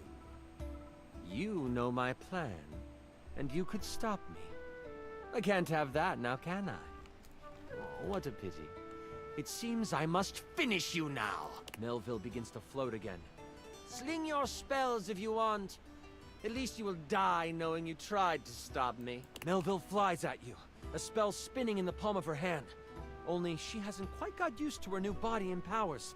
The spell goes wild and crashes into a tree. The tree bursts apart, giant splinters flying everywhere. One hits Melville directly in the arm. She rears back, a pained wince on her face as she pulls out the large piece of wood. This gives you time to react. You are panicked and aren't sure what to do.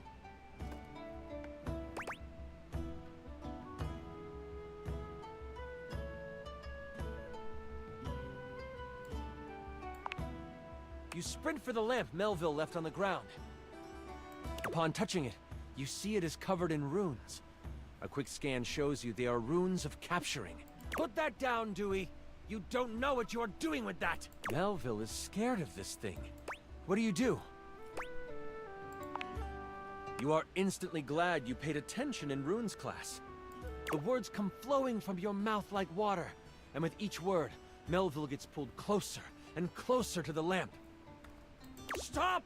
You don't have to do this! I won't kill you right now! It is obvious she has never known humility. As she gets pulled in toward the lamp, you hear a voice next to you. Well, ain't that something? You look away from Melville for a moment, and you see Moise and the tools appear beside you. The travel groans. You destroyed all the works we done did! This distraction, though momentary, makes you slip on the pronunciation of the rune Slimfumplach. That's a hard one anyway. Melville uses this opening to fling a spell at you. It makes contact, hitting you for 15 health. I hide behind a tree and film the encounter, commenting as I do.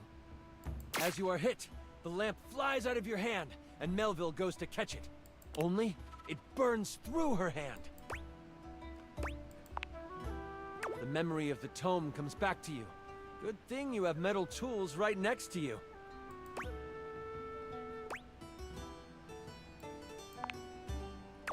I don't know about that. Moise picks him up and hands him to you. Here you go. He's mouthy, but does good work. You lift the trowel like a magical focus. A grayish silver orb of pure metal collects at the tip of the trowel. This is kinda awesome! Trowel yells. And you unleash it toward Melville. It rips through her, leaving behind a ring of smoke where it made contact.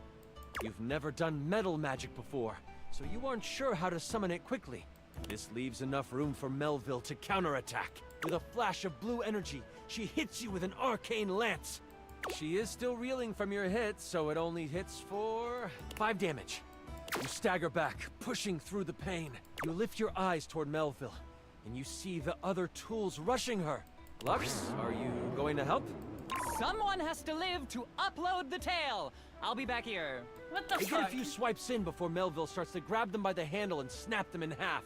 In that moment, as if by magic, Moise appears. Oh, this doesn't look very good. Moise lifts a hand, and vines fly out of the ground to wrap around Melville. It looks like it's holding a plow. The vines are thrown off and burst into flames as they hit the ground. Now I have to kill you too. Die, Moise! Melville charges up an energy attack. You have a moment to react before you have enough spell notches to do your ultimate attack. Or maybe a higher level metal spell? Or there might be something else you want to do.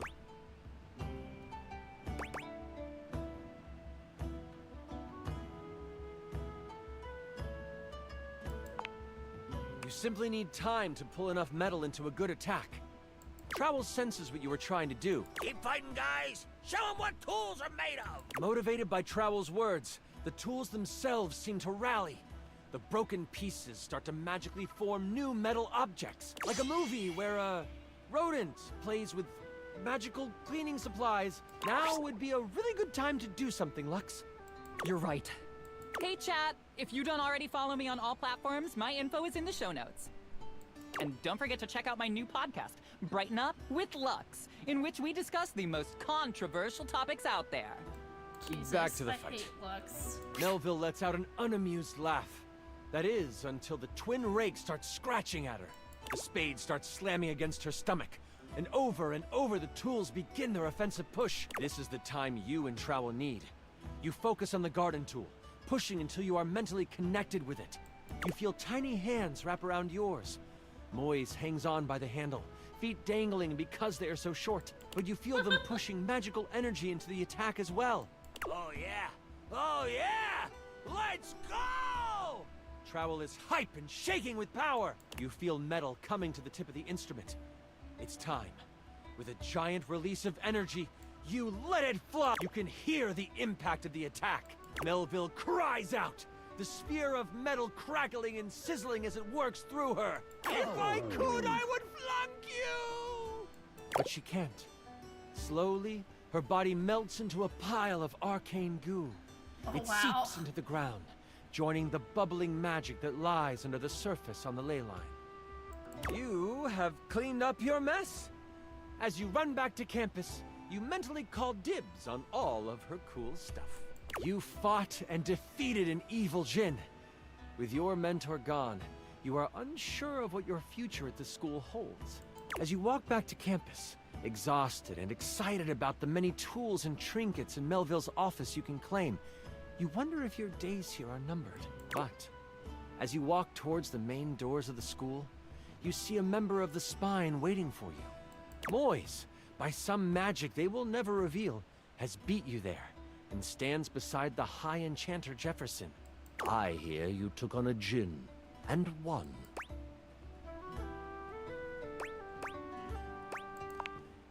And you used metal magic.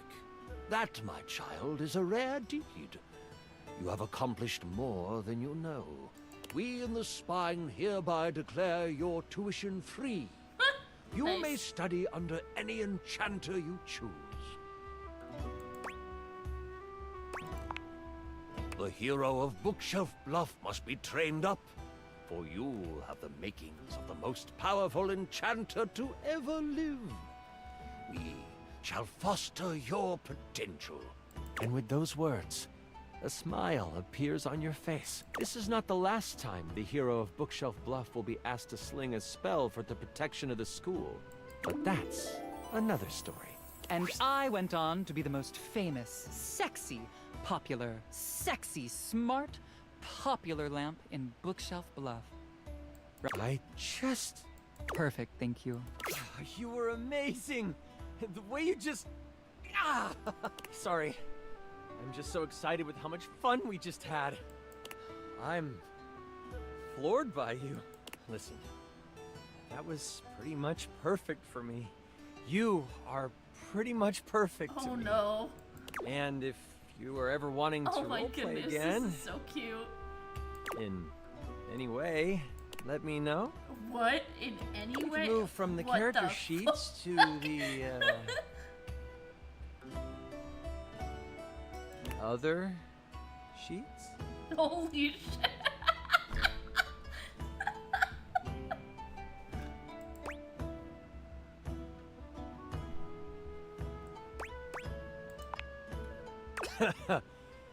Yeah, I'd like that. Until next time, you mighty hero, I'll be waiting for your epic return. Oh, hey! Nice.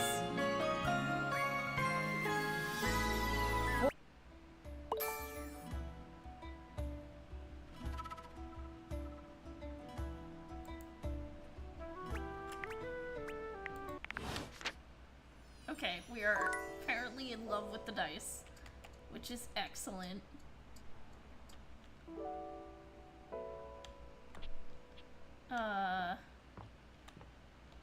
Nice. Okay, so we just have... Oh, we already talked to Dorian today. Okay. Who should we talk to next? Oh, this asshole. This account has been temporarily suspended. What?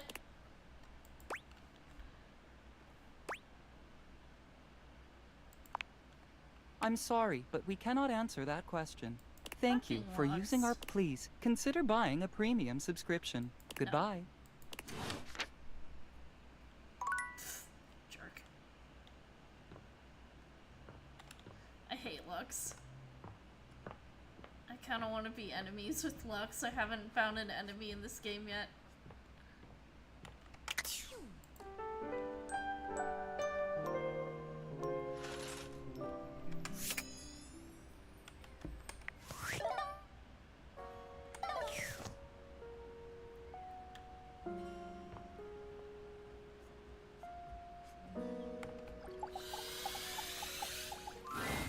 Unbelievable. You've explored every inch of me. All my forms and shapes. I tried to come off as intimidating, but now I feel a bit exposed. Oh, thank you for the hydrate.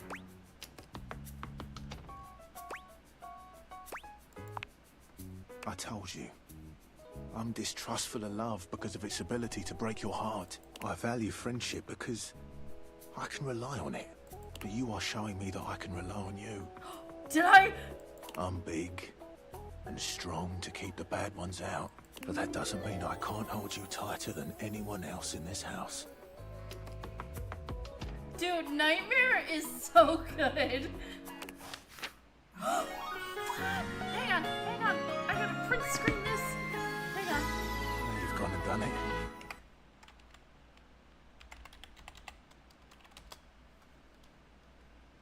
I gotta show this to my friend Waves.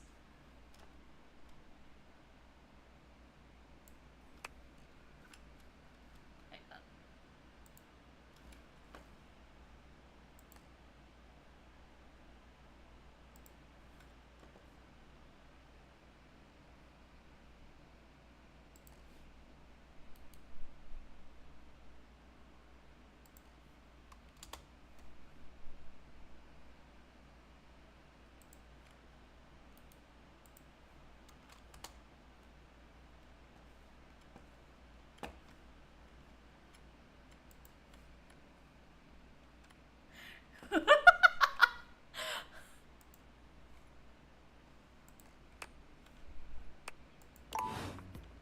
So the trick, I actually looked up, not a guide, but like, apparently you have to talk to every door in the house twice.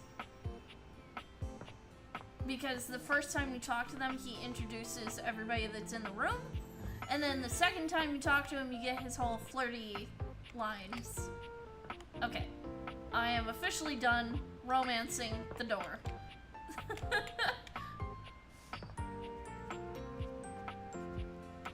Okay. Now I gotta find this fucking shadow. Cause he made me laugh. Shadow Lord greets you in his own unique fashion, throwing his arms open wide as he calls out to you. The lights dim and the shadows reign supreme.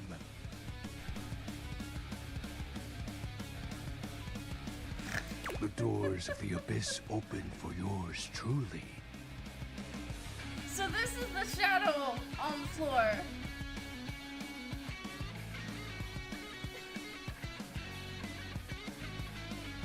Ah, a dark day to you, my penumbra.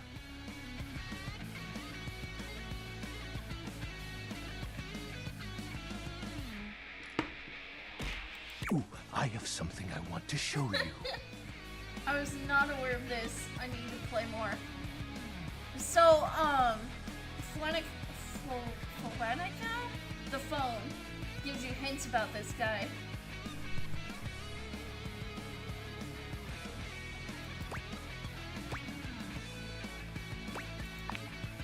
Evidence of my power returning. During our previous exchange, you questioned if our discussion was monumental in any way. Now, observe closely. Come to me, servants of the night! Shadowlord stands stock still, arms spread wide with his head tilted up. I clearly have a He seems to be thing waiting for something. funny role playing because I just romanced the D&D dice, and now I'm probably gonna romance this guy next. Ooh. Because this name alone makes me think of when I was in my teens and had a MySpace. Ah. He starts, turning to look at something you can't make out. He points triumphantly. IMVU? I don't know what that is. I was thinking MySpace.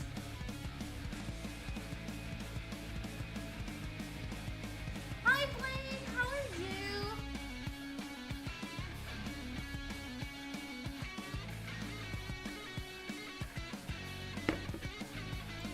There. Do you feel them?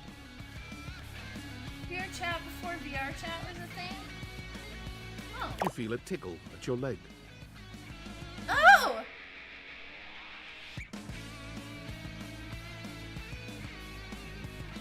No! What the? Sorry, this cutscene. Also, I'm doing good, Blaine. I'm glad you stopped to say hi. I'm sorry you're not doing good.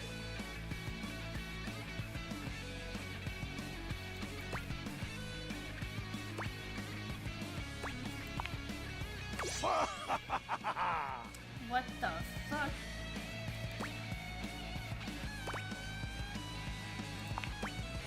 These many-legged, mischievous nocturnal critters hide in the dark until true darkness. Then they prey at their peak in the shadows. For the sub. Do you believe me now?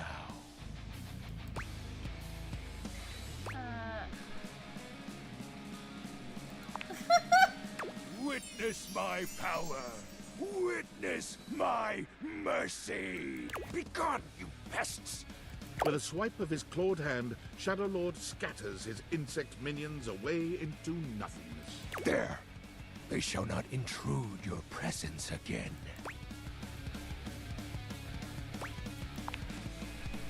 I am merciful for your thankness, granted human.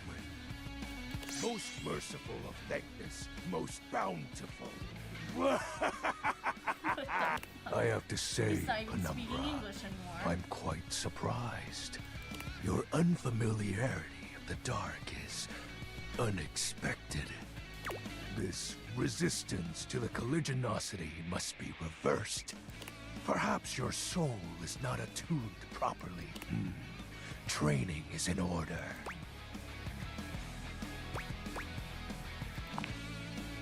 Yes. Conversation will keep darkness in our mind tempered and in our control. Just as you So wait, participate what was in the the labors nightmare of thing you were light, talking about? surely you partake in the leisures of darkness as well. What activities do you enact to regale me with every detail? 1 second. I gotta unmod that. There we go.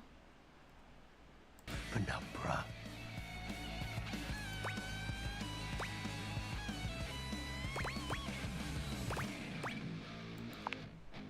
That is... no. Yes. Perhaps resting in the shadows is your regiment. Absorbing the dark essence while your body is most susceptible is a most legendary method. It seems we have much to learn about each other. I'm grateful to you for providing me more insight into your life. Behold, our corrupted bond grows. Oh. He exhales, his hands tightening into fist before throwing his arms open once more. You're beginning to grow used to this routine with him. I feel it. Another piece of my dark armament. It courses through my once dazed body, rejuvenating to the next stage. Ah.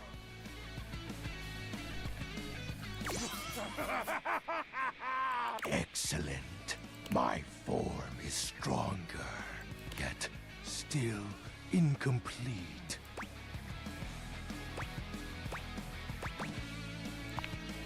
Your question seems to catch him entirely off guard. Hmm? Oh. We'll have to resume the ritual another night. I must become more adept to this newly returned strength. Until next time, Penumbra. Oh, and I do hope you have a pleasant rest. You'll need to conjure as much void aura as you can for our next ritual. Jesus Christ. This is too funny. I love him. Oh my goodness. Nightmare.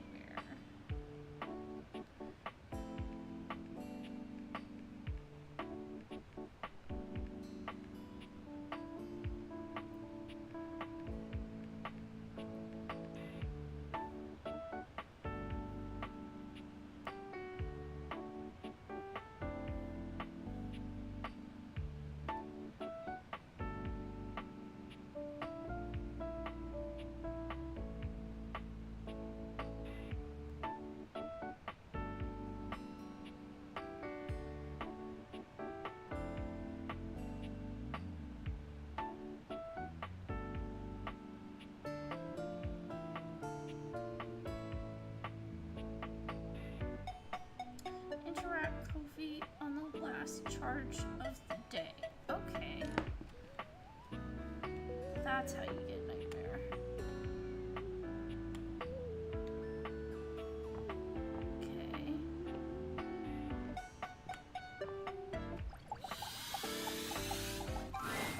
Ah, you are returned. Each sunrise should be greeted with the same surprise and gratitude. I am, as you might have gleaned, I've been thinking about you. I'm sure you know by now. Let words come to me like moths gather round a candle. They flap in my brain and alight in the most delightful patterns. Chaos and winged rhythm. They are my heart, beating to be heard and felt. But to you, who have wounded and mocked and derailed me, I have discovered I have nothing else at all to say. What? Huh? I am out of words for you.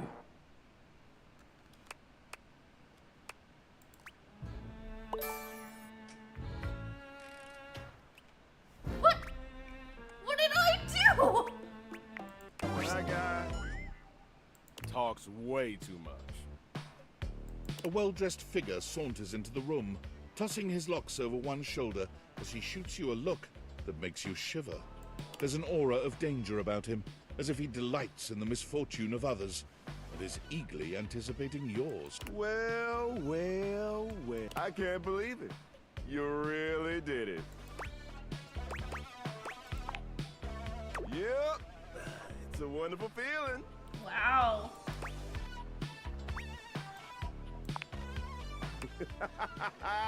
Exactly. Keep telling yourself that.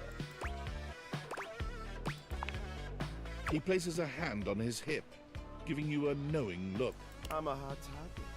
Surprised you haven't heard about me already. I'm Regina Rejection. Reggie. But you can call me Reggie. Oh my god.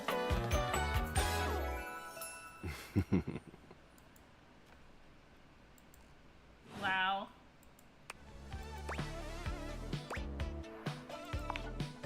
You've seen a lot of eye rolls in your time, but Reggie's feels like the most hateful one in memory. You think I care about gender norms when I'm dressed like this? I like to think of it as a nice consolation prize.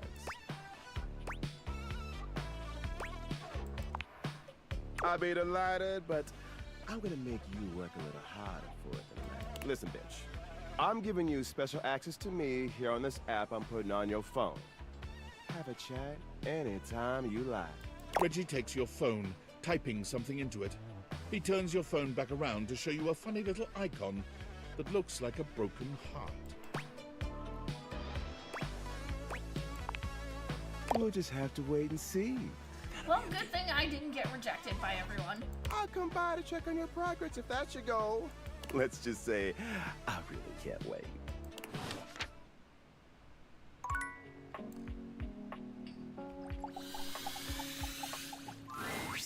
Yes? Oh, you caught me at a time when I was, sitting here like a lump. A big cubey lump.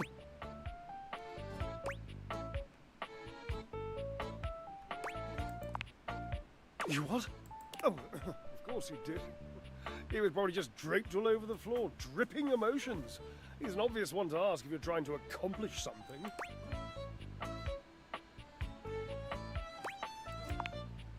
Oh. And what did Gilbert and Tragedy have to say? Really? And, do you hate me now too?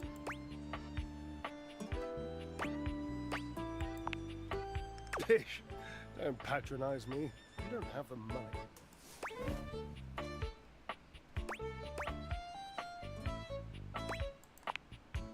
Ha! Now I know you're lying. He was very clear the last time we spoke that he wanted nothing to do with me after the, never mind.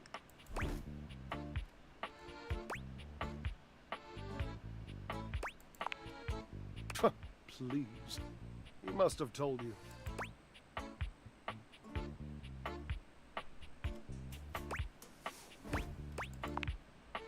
I don't like to tell this story.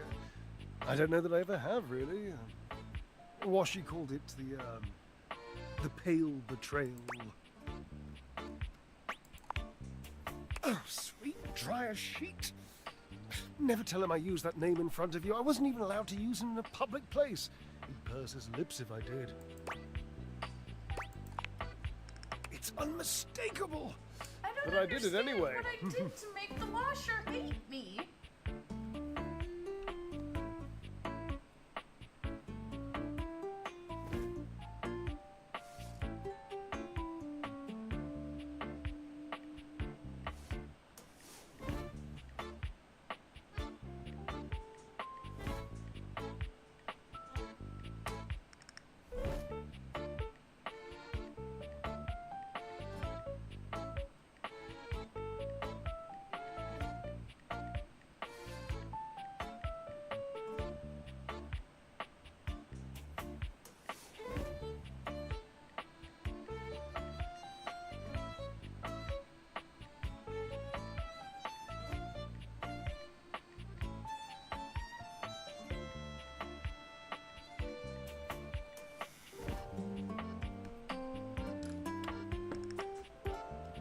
I loved his lips. There's a young hormone around here named Dirk. Perhaps you've brushed up against him at some point.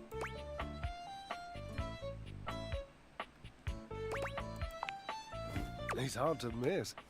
In any event, he has this habit of taking off his clothes. He wanders around, nearly nude, unbothered by the temperature changes he engenders. Oh in my others. god. He has a crush on Clarence.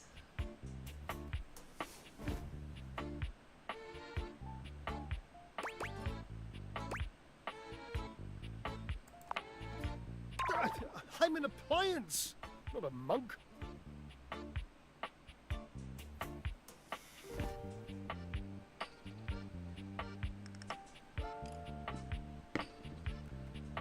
He used to do it so often that Washford and I took to using his clothes as part of our act. We would flip them and wring them and fold them whilst he was flipping and folding and wringing me. It was, my God, it was spectacular. I was spectacular. But after years of doing this act with Washford, it began to grind on me. Washford can be very difficult, and one being can only take so much from another before the pressure has to be released. The heat has to go somewhere. Well, we were in the middle of our act. We were using Dirk's red jeans and one of his chest-smushing polos, and Dirk was just lying there like he used to, dirty and shirtless, and I had this brilliant idea of including him in the performance.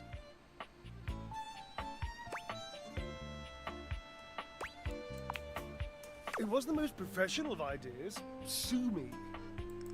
Dirk didn't have to do anything. I just struck up conversation. It was this sexy, witty, improvisatory repartee. Yikes. He just kept saying the nicest things to me about our act and my costume and how much he liked the musculature of my shoulders. So I kept him talking and I refused to give him his clothes back.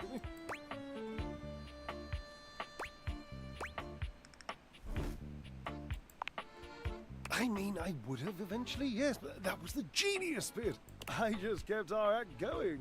The last part of the choreography was always Washford passing the clothes to me, and then me spinning them around and around, faster and faster, building up all this tremendous heat, this anticipation, this breathlessness, and then last second, whipping them all out into the audience and letting the audience catch them all hot and billowy. So I just kept talking to Dirk. Washford was supposed to keep holding me, and the clothes while Dirk got more and more colourful, and I laughed. My God, it was poetry!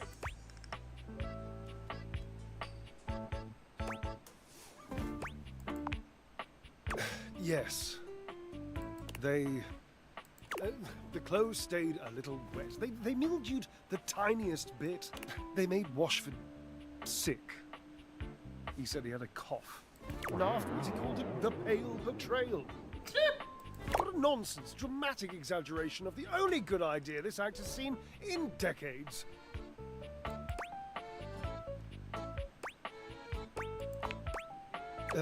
Mildew is white, you see. Sometimes grey.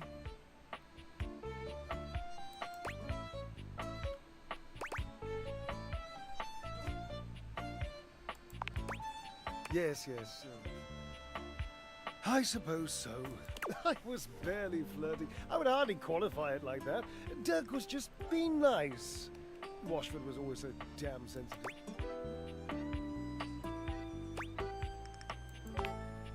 It wasn't really flirting. He was being complimentary. And I was playing along. If that's flirting, then I need practice. I was performing.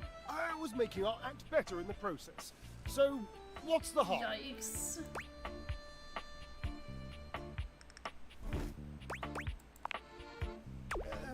Maybe I was just being the tinsiest bit provocative. It's possible I was trying to irk him or get something out of him. Maybe. Maybe. It's an interesting suggestion. I'm not saying I'm convinced. I'm still hurt, but also I'm over it, and I don't care. And I don't really miss my former friend. I mean, I do miss him. Desperately. But I'm not that easy. I mean, I don't want to be. I would so much rather be suave. Genuinely suave. I've always wanted to be more mysterious than I am. You sound like Washford. How do you know he even wants to be with me again? Oh no. Nothing. I just haven't cried in years. Call his name for me, would you? Call for Washford. Call his name! Again. Your calls are met with silence. No Washford. And he does not arrive. It might be over. I have some... Please leave me. Oh, okay. Jeez. Alright,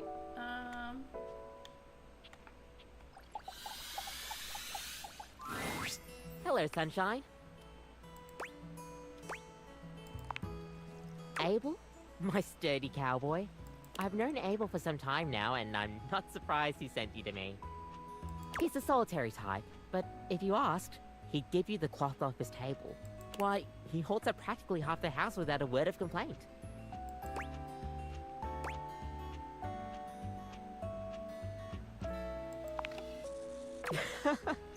Yes, he would dodge that question. I think the most important thing to know about Abel is that he's not quiet out of any kind of shyness. That's just how he is. If there's nothing to say, he's content to share in your company. Everyone likes coffee, darling. I'll pour you a cup of his favorite. It's an Ethiopian Sidama Adi that tastes like strawberries, served black and hot.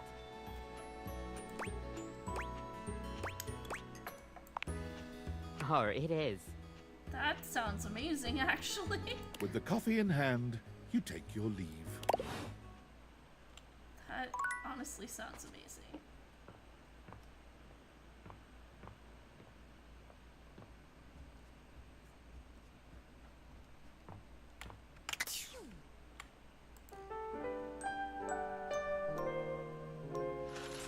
Aw, no nightmare, huh? Damn. Okay. Alright.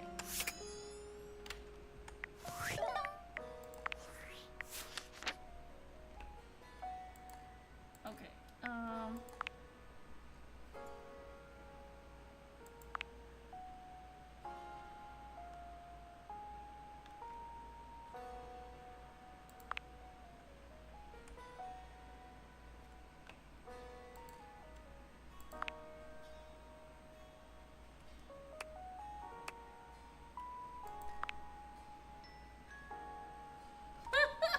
That's cute.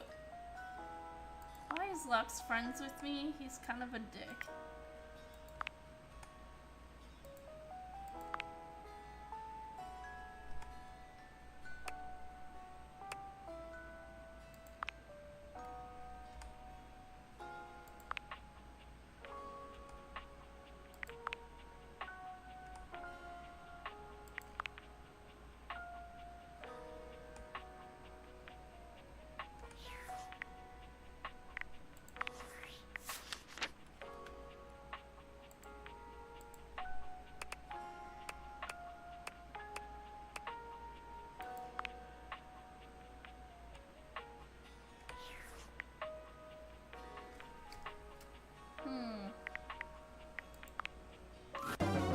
You've reached Reggie Rejection's special phone app. There's a new 1 gigabyte update required every day. How can I help you spread some lovely rejection this fine day?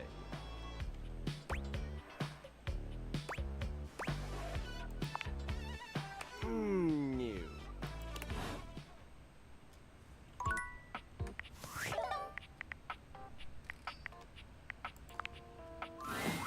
Phoenicia is full on sweating, hopping from foot to foot and fanning herself frantically with her hands. Alert, alert! Ooh, I hope you like your data extra crispy because we're headed for a full-scale meltdown in here!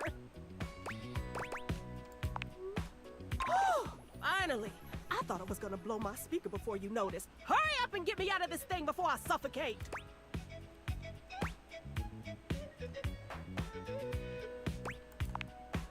Oh, sure! I'm great! I love shorting out. I mean, who doesn't like spontaneously combusting? I hear burnt pockets are really in this season. Ooh, I'm not okay! What part of Alert! Device overheating. Self-shutdown in progress. Did you not understand? Take this damn case off before you burn the whole house down! Oh, yeesh. You really need it spelled out for you, don't you?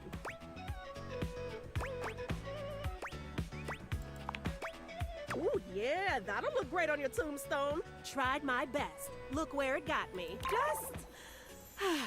Just get this case off of me while I still have good battery cells left. I've been burning up all night.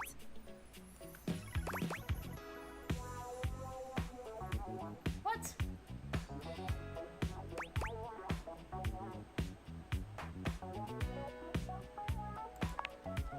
You carefully remove Phoenicia's case. Her body is alarmingly hot. It seems you've acted just in time.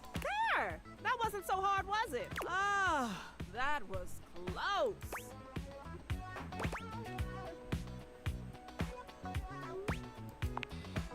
Now that I'm in good hands, I'm getting there. Listen, you mind if I stick with you for a while? Just in case I feel another meltdown coming on. I'd hate to lose any important save files or valuable passwords or something. Ooh, oh, speaking of which, I need to do another update I've been putting off now that we're back in the green zone. Talk more later. Oh, you bad.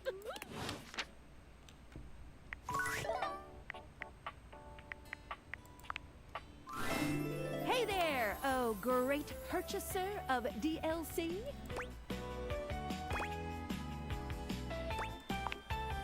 If you're wondering where those extra datables are that you purchased, fear not, for I can guide you. The first one, Mikey, is really easy to find. He's the neat little treasure chest right next to your bed. Okay. Awesome. Then my advice was really unhelpful. As for the second one, Lucinda Lavish. Well then, let's get to the menus, because I can't help you anymore. Anyway, enough of tutorial lady. It is time for Menu Lady. Welcome! What can I do for you in my main menu?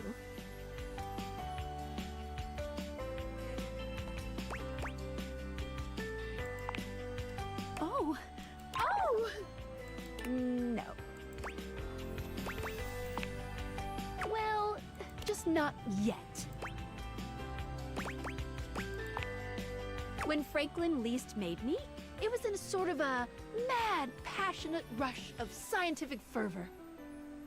There were unintended consequences, like realization, which is a good thing. But one of the issues with realizing an object is that each of us can only leave once our own little purposes are complete. Some of us here still have things to do before we go. I call it unfurnished business. Thank you very much. It's trademarked. Each of us can't become a human if we have unfurnished business. Reasons we need to appear in this house. None of the others know why exactly this is, or what it might be that we need to do. Oh, but I'll always tell you when I see it, and forbid you from realizing that individual.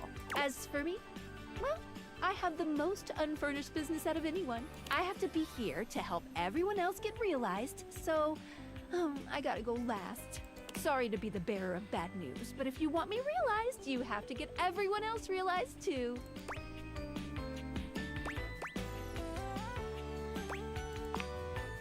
You got it. Keep realizing everyone you see, and eventually my unfurnished business will become furnished. Finished.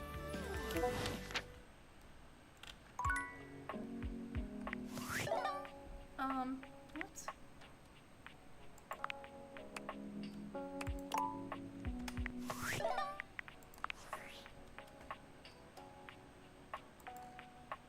Ah, it's me, Tinfoil Hat. Are you there?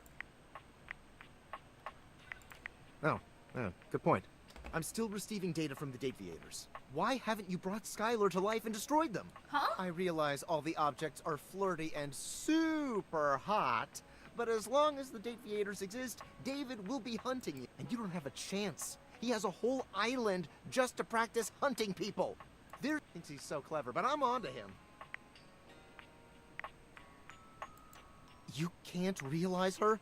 Oh, this must be unfurnished business. Undoubtedly from too many reanimation gluons in the plasmonic nanogenerators. The I was fuck? afraid of this. My calculations showed it was a possibility, but I didn't realize it was unavoidable. Alright, change of plans. If unfurnished business is inevitable, then you'll need to bring every object to life before you can realize Skylar and destroy the Dateviators. Any questions?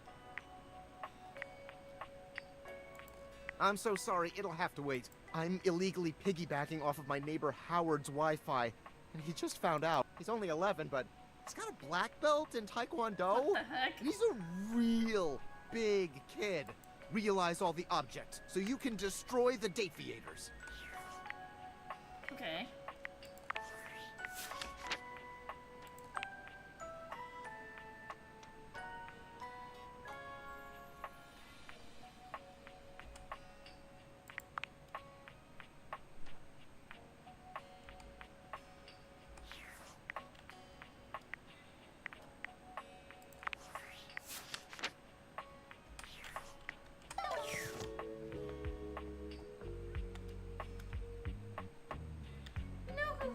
Talked to in a hot minute. We haven't talked to Betty, but we're gonna. Wait, no. Yeah. And then we're gonna have Kopi for last. Hey there.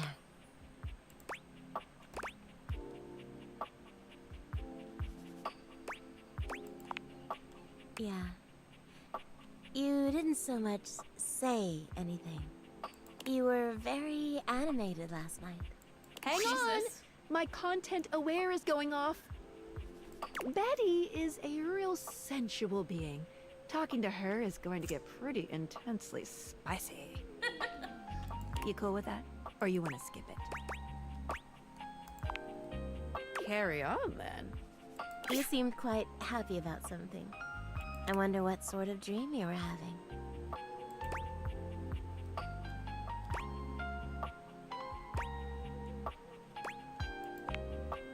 Don't be embarrassed. I'd love to hear all about it.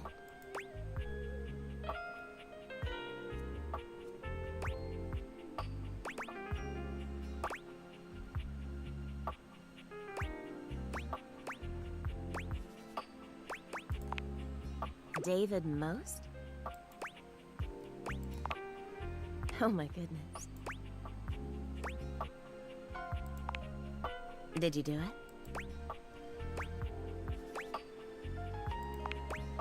Oh, so then you and he... Wow. It sounds pretty hot if I'm being honest. I don't, but power disparities... Something about that has always been deeply sexy to me. You're lucky to have such fun and sexy dreams. I can't say I've been so blessed.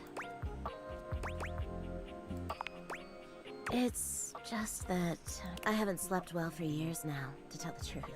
But it's not something I want you to worry about, all right? All I care about is knowing you're sleeping soundly. I just want you to be comfortable and happy when you're with me. I hope you're satisfied. I'm so happy to hear that.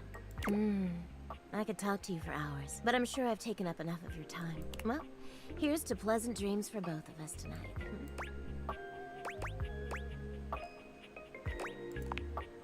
See you tonight.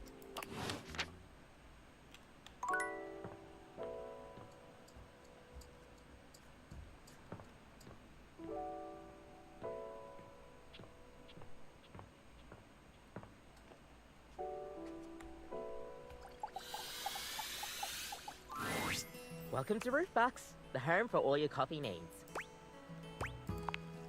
Kopi gives you an awkward smile, fidgeting with her coffee implements. She keeps looking at you as though she was searching for something. Oh, well, it's, nice to see you too. You're, Ah, that's right. Kopi snaps her fingers, realization striking. We had a little chat last time, didn't we? Well, thanks for coming back. I do appreciate your patronage. We actually have a new drink added to the menu since the last time you came in. So, what can I get for you today?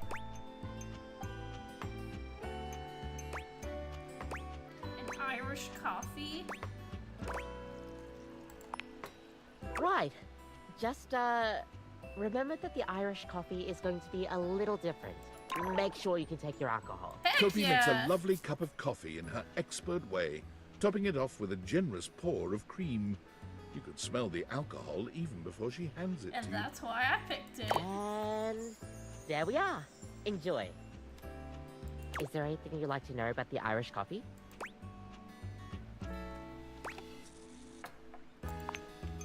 Well, the booze. it's just how it's made. You really need to use Irish whiskey. Any other alcohol won't really work. Irish whiskey is more smooth and has sort of a hint of vanilla in it. That really makes the coffee shine through. Yep.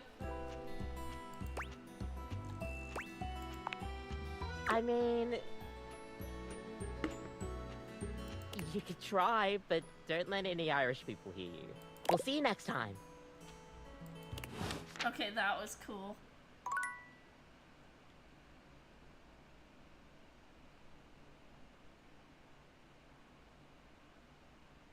And I got the cute little cutscene again.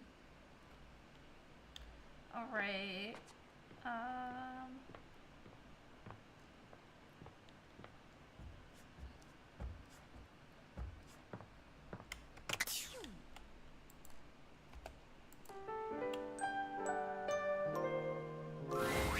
Nightmares are nothing new to you, but this terror There we standing in go. your room is certainly a unique experience. It's hard to even make sense of what you're seeing.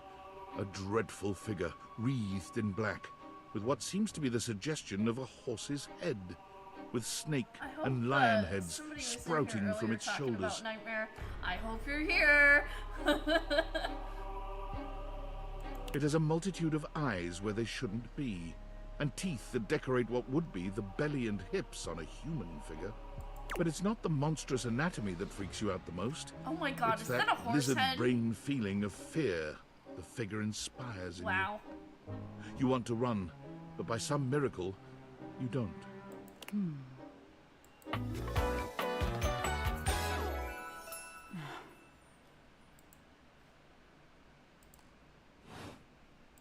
Hang on! My content aware is going off.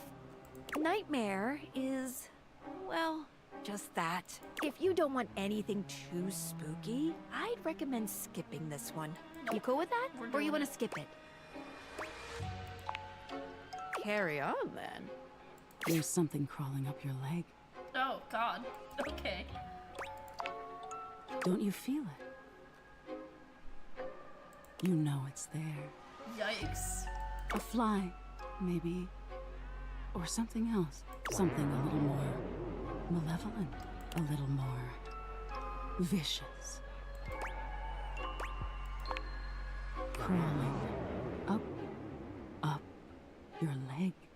Aren't you going to do something about it? Ah, that's right. Oh, sleep You can't move. paralysis. Okay. Now there's another on your arm. And another on your shoulder. Cool.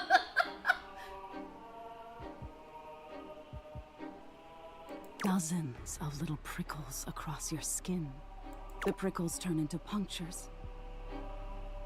The picture of poison pervading the parts of you you keep under the covers. There's an itch by your mouth as one pries open your lips, scurrying down Oh my from your chin. god. So many little legs. Spiders. Or maybe ticks. Another crawls across the curve of your ear, and you hear it. The scuttling. The buzzing. The sound of your flesh being devoured What in the a million hell? nanoscopic parts. Whatever they are. They're eating you alive.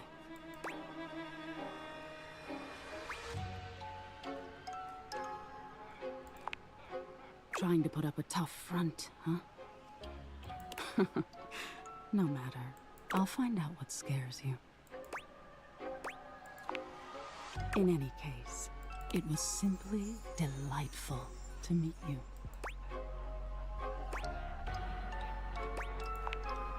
No need for pleasantries. I've been in your head your whole life. Until next time.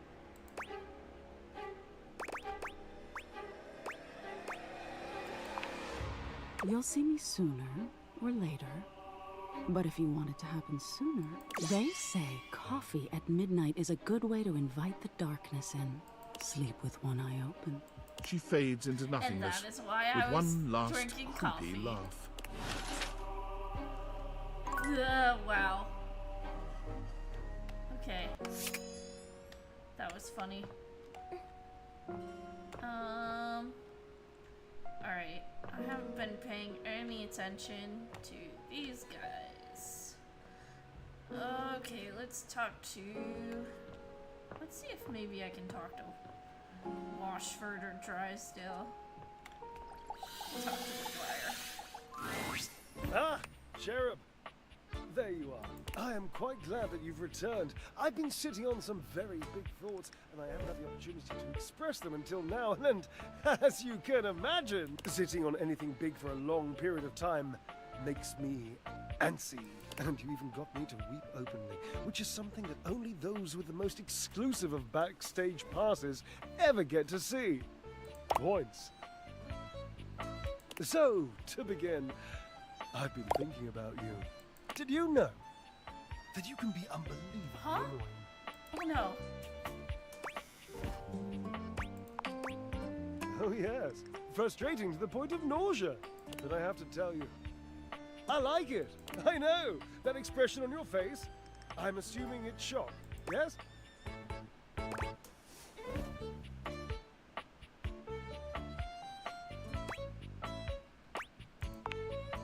Amusement. That would most likely be my next guess, yeah. I'm accustomed to seeing mostly awe, admiration, love, worship, etc. on the faces of folk in my audience, so I'm trying to get better at deciphering facial expressions that aren't that. Anyway, you're annoying, and I also like you. And I appreciate your, well, let's just call it what it is, friendship. So I'm wondering if you'd like to officially call yourself my friend. Do it we shall. The friendship, I mean, nothing else. Oh, nothing more. I mean, dear Barbara, you know what I mean. Oh, thank God, we're friends.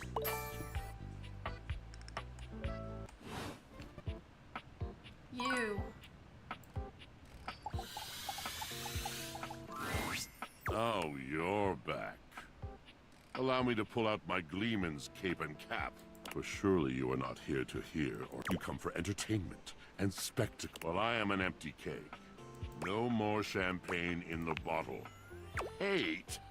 Why, no. I am disappointed. If that status does not fit in your tripartite distinction, then allow me to speak it plainly. I feel nothing for you in particular. Perhaps a vague sense of waste. Oh. Wow. He really did not want me to help him. And okay. Okay. Walking away. These knives. Alright. Where is the shadow? Shadow Lord, my beloved. Ooh, welcome back, my dark ally. Come, let the next trial commence.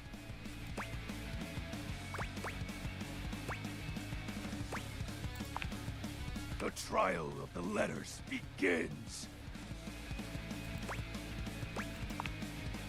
Back before the Great Cataclysm, my comrades and I would partake in spirit-shackling activities.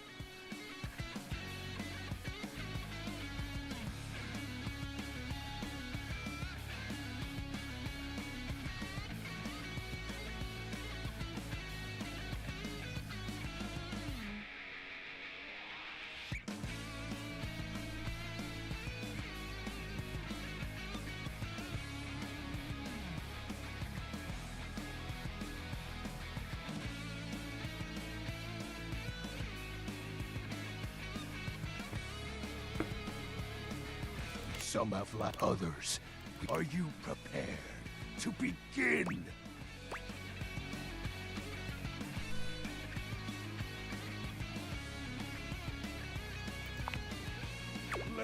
game of shadows begin.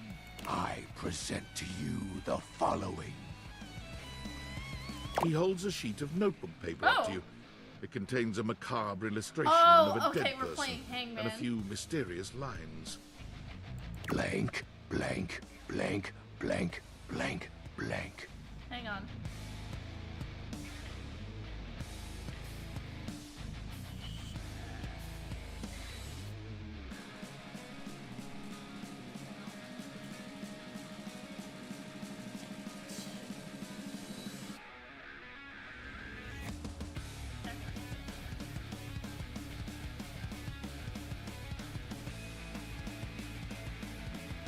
Okay. Guess. Is this Hangman? It This is is Hangman. the Hanged Man.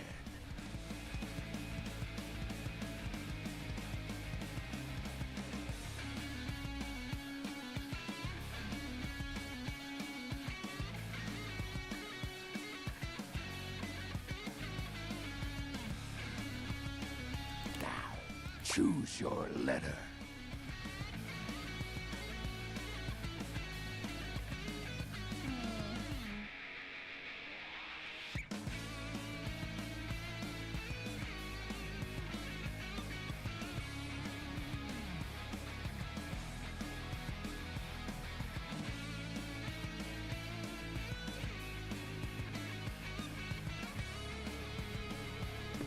I usually go for S-H-A-D-O-W. I bet it's chat. Let's... There is an A. Yep. Now, choose your letter.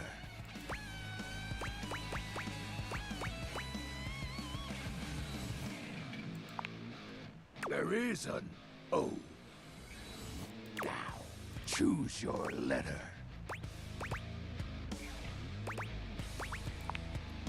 The answer is Shadow. I knew it. Just based on the letters. Completely sank. Your turn. Shadow Lord's skull doesn't really have much in the way of expression, but he seems a bit smug. I'll have you know that among my dark cabal, I was the leading player. Think to yourself, what is your mysterious text?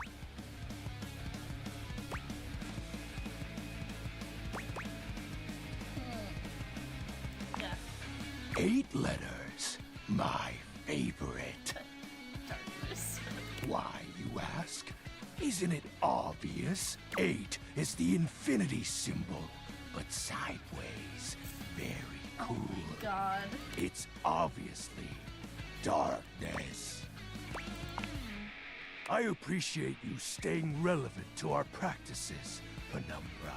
Ah, it's been eons since I've played. Last time, I engaged in a mighty face-off with Lunar Knight that lasted until sunrise. Oh, it was legendary.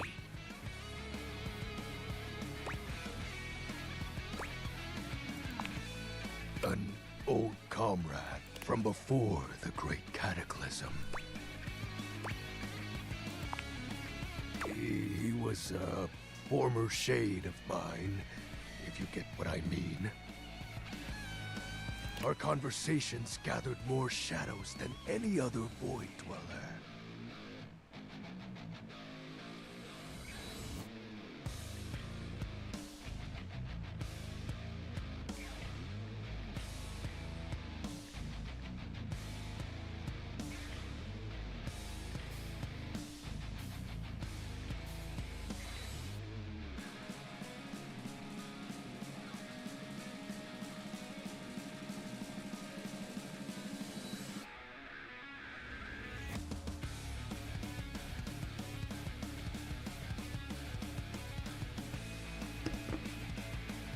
The Lord of Shadows and his loyal knight. Us two were perceived as an eternal pair. The Great Cataclysm.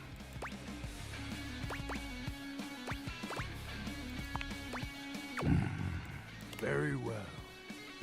I suppose a proper explanation is owed. Tell me, Penumbra, what do you presume to be a power more fearsome than darkness?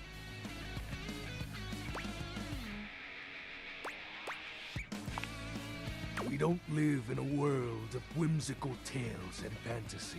Not anymore, at least. The overwhelming phantasmic force that realigned the unified lives of my comrades and I in time. There was no one moment or act that caused it. Bummer.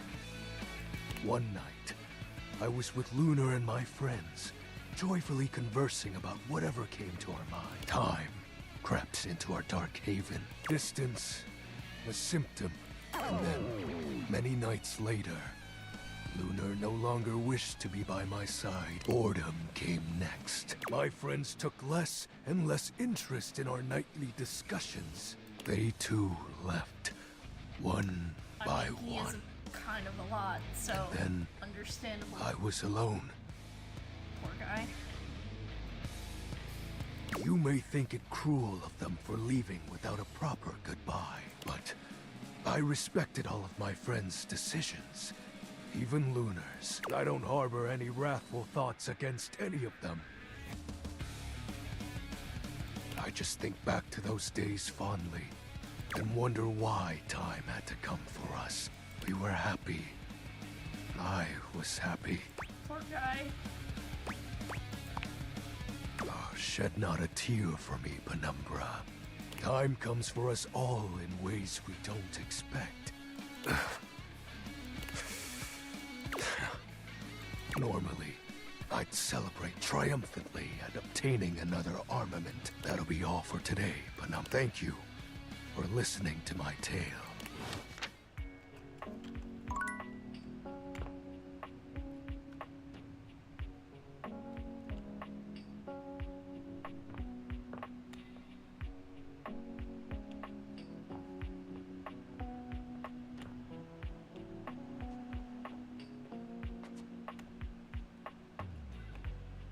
I'm just shocked I made the fucking washer hate me.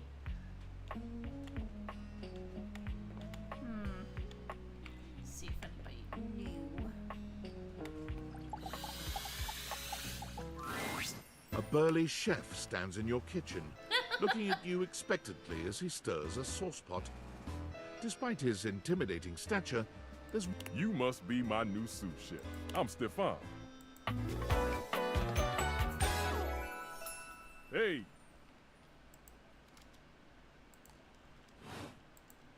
Are you ready for prep?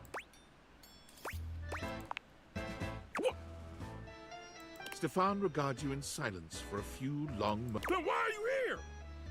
An adorable chicken-shaped timer slides into the conversation. You're right, Mr. Cluckles. Oh my god. He takes a deep breath, steadying himself, then points dramatically at you. You! What are you doing in my kitchen? This is my kitchen. You must have me confused for someone who thinks this kind of thing is funny. I'm busy. I've got a whole lot of folks to feed, and unless you are here to help, I need... Wait. Do you smell that? Yet you possess a nose. I make do with my hood. Yes. I'm preheated. Thank you, Mr. Cluckles. Always keeping me on track. Unlike some humans who come in my kitchen just to distract me.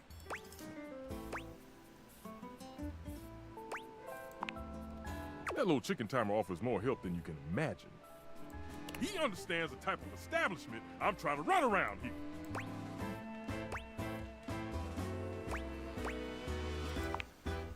Only a human who doesn't understand cooking would ask me that.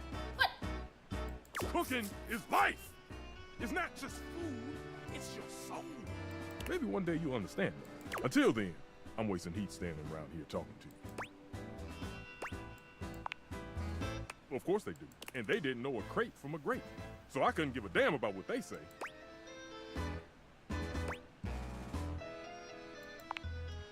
Go on, shoot. Okay, Mr. Cluckles, all prep should be done in 7.5 minutes. Start the timer.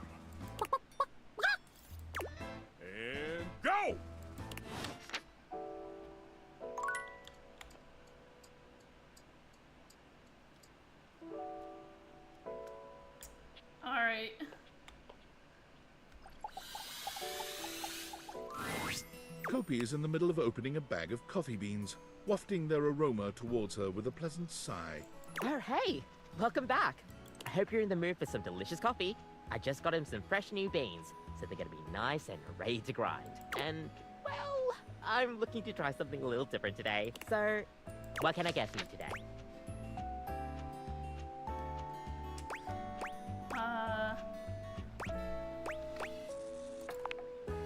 Okay, no problem. One affogato? Order up! Kopi flies into action, assembling your drink order with speed and skill. All right, here we go. One affogato. Oh, that Enjoy. looks fancy.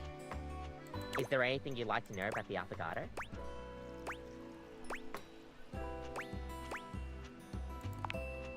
Well, for a fun coffee, the name certainly backs it up. In Italian, they call it affogato al caffè, which literally means drowned in coffee. So, affogato means drowned. That's the way it's made after all. Drown it in espresso.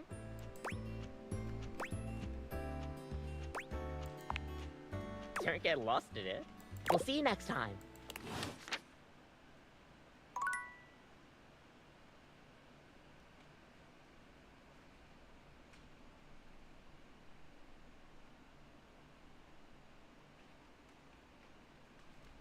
Okay, that was cute.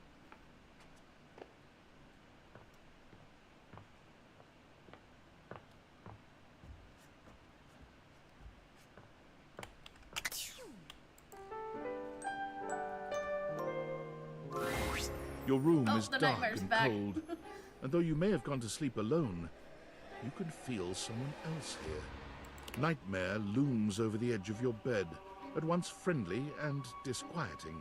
Is it you again? Ah, you're back. I've been contemplating what to show you this time. What may unsettle you? Get your blood pumping. This time I think maybe you're speaking in front of an audience. I mean, I'm a streamer. Is so that doesn't scary bother alone? me. The thought of being vulnerable in front of so many people, expecting eyes on you, knowing if you misspeak even once, they won't respect you. They might not even like you, or be able to stand you. Your words tumble out and you start mixing them up. You can feel your heartbeat in your ears. The spotlights on you make you start to sweat. You start to get your lips under control and the words start to flow the way you intended. Then your tongue presses against your front teeth and they give. One of your teeth slips out of your gum and down onto the podium in front of you. Intense. You stare in horror. You reach to pick it up. A canine tooth drops to your tongue. Oh. You let out Okay. a petrifying, teeth horror. guttural scream as your own teeth fall loose from your gums. A tickle in your throat makes you cough. The people in the audience gasp, retch, lean back, flee from their seats. You're coughing up more teeth. Okay, They come out of gross. your mouth and into your hands bloody. Your mouth is just gums now. But the teeth, they're still coming. Tears Jesus prickle in Christ. your eyes. Then you try to apologize to your audience. You realize you're a monster. The teeth clatter to the podium and...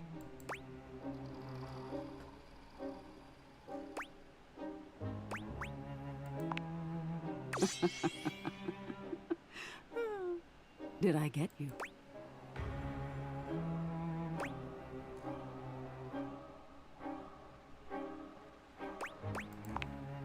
Is that so?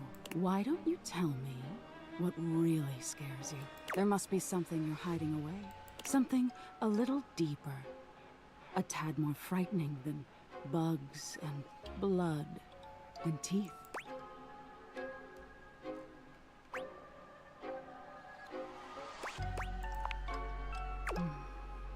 The important thing is, you'll learn from what I show you. Don't you want to conquer your fears? Let go of your insecurities?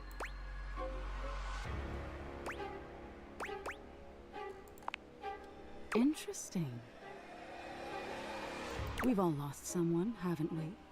But for you, it's not losing the person, it's being left that's terrifying. Nightmare takes a few steps back, beginning to fade away as the room grows lighter. It must be getting close to sunrise.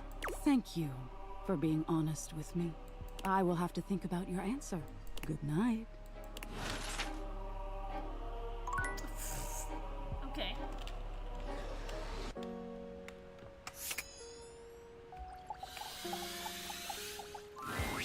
Betty reclines luxuriously on the bed when you first see her.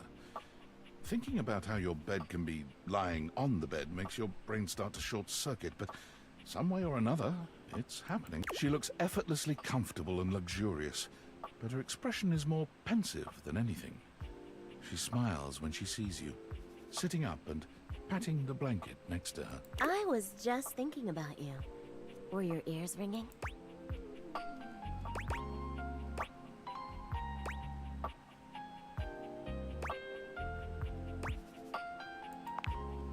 Oh, was it? That's funny. My heart races when I think of you, too. Well, since you're here now, maybe you could help me out a little. I've been trying to have more peaceful nights, but it hasn't really worked out. I spend a lot of time before bed indulging myself in some detailed fantasies.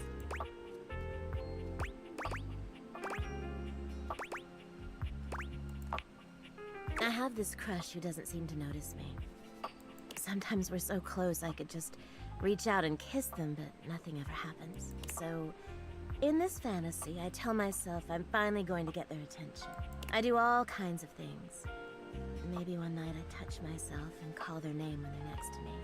Maybe I bring someone home and let them catch us in the act. Sometimes I invite them to join, and sometimes we just don't stop. But our eyes meet. And they know that when I'm gasping and moaning someone else's name, what I really want is to say theirs. To let the entire house know who it is that has me so worked up.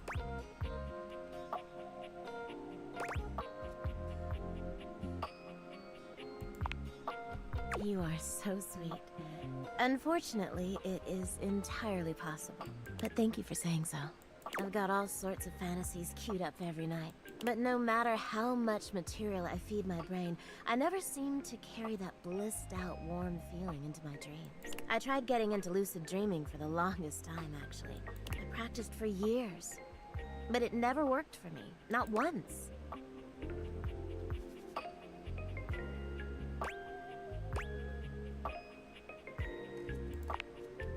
Really? Ugh. I'm so jealous. It must be wonderful getting to choose what you see when you close your eyes at night. Yeah, just drink lots of coffee. But there's no point in dwelling on it. It's just not in the cards for me. Well, my lucid dreaming attempts are long behind me now. I do wish I could get a little peace at night, that's all.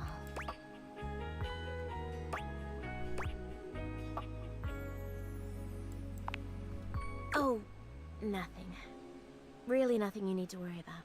Don't waste another moment on it, okay? Well, what can you do, hmm? Maybe I'll take up meditation. See you tonight, then? Me too.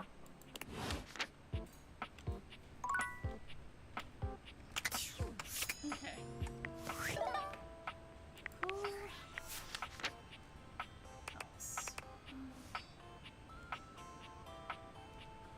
Wait a minute.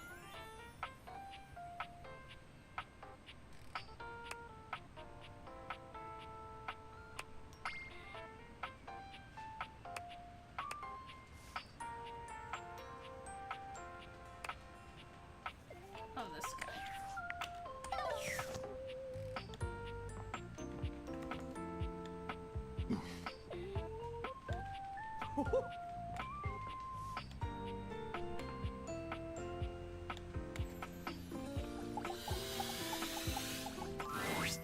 Here you are. You keep coming back. I can't. It is something of a surprise to me. I've wanted you for so long, even just to speak to you, and now I have it. Somehow it feels wrong. like I'm going to lose it. Surely, if you're lucky enough to get the thing you've always wanted, You cannot be lucky enough to keep it.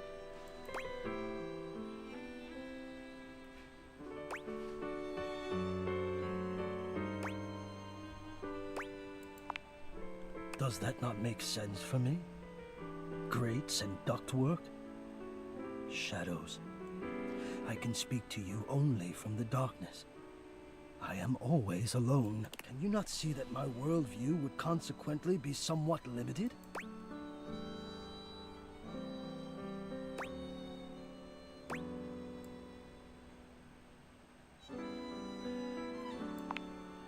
There is nowhere else.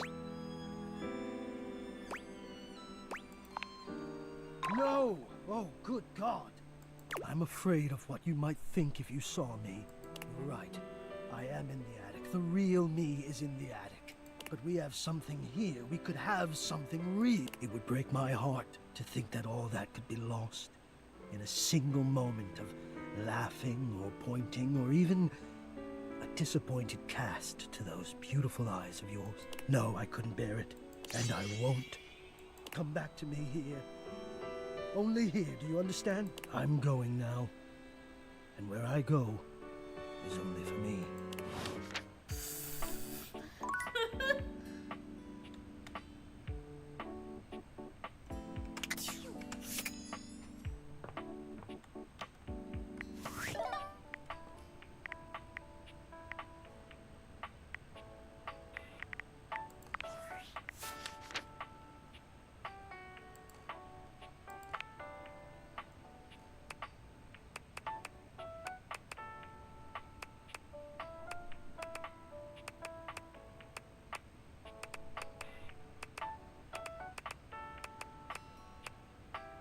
Oh, Rebel and I are friends? Okay. Not sure how I managed that.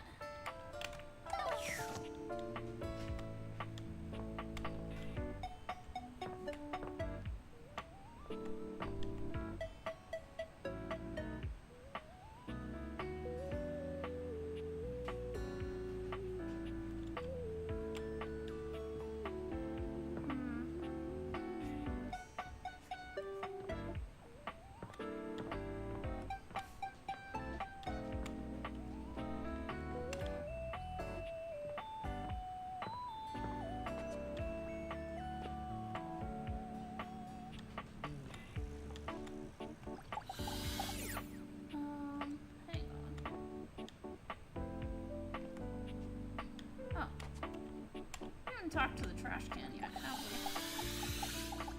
we? When you turned your gaze on your trash can, you were expecting shiny metal and black plastic. Damn it, you expected the garbage. What you weren't expecting was the handsome face, sculpted jaw, and delicate peaks of skin artfully framed by actual garbage. This garbage lurker, for his part, seems far less impressed with you. Huh? What?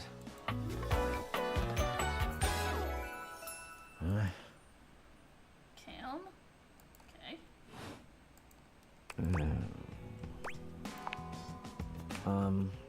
Things that aren't down, I guess.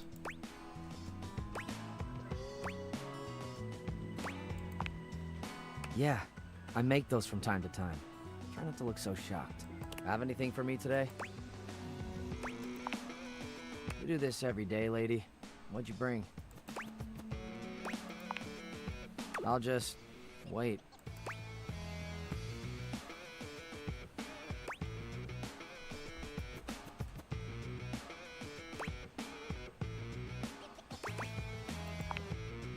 Clementine, huh? I'm guessing you're not throwing away a song about the California Gold Rush in 1849. Okay.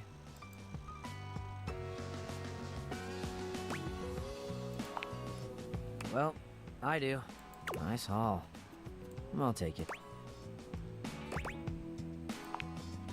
You hand your trash over to Cam, and he takes it from you, pocketing it without another word. And you're still here.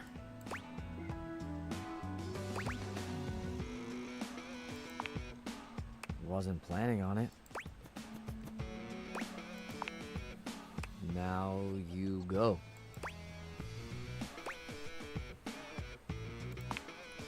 Go. Be free. Damn, Chuckles. Bye. Wow.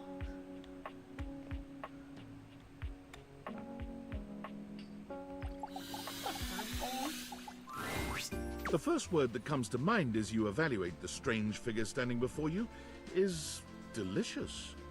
You don't even intend to be salacious, it's just he looks edible. His long blonde hair calls to mind ramen noodles, but his entire outfit is a culinary journey around the globe. Good evening. Do have a seat. I'll be with you in just a minute. Is that Michael Tatum? Glass of wine? Surely you can do better than that. This fine white has a look. It's quite acidic.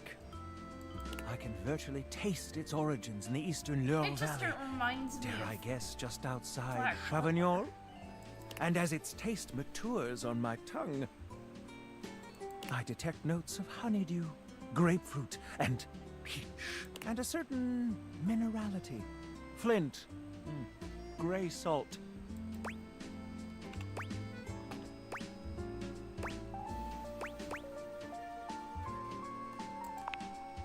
Close, but Chardonnay is from Burgundy.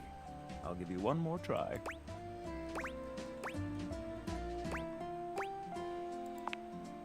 Well done.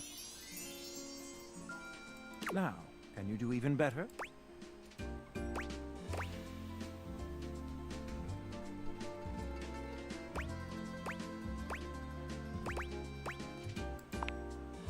Well, you do know that Chablis is an entirely different wine, don't you? I guess so. But where are my manners? I'm Mitchell Lidd, paragon of the perfect, advocate of the adventurous. Salutations.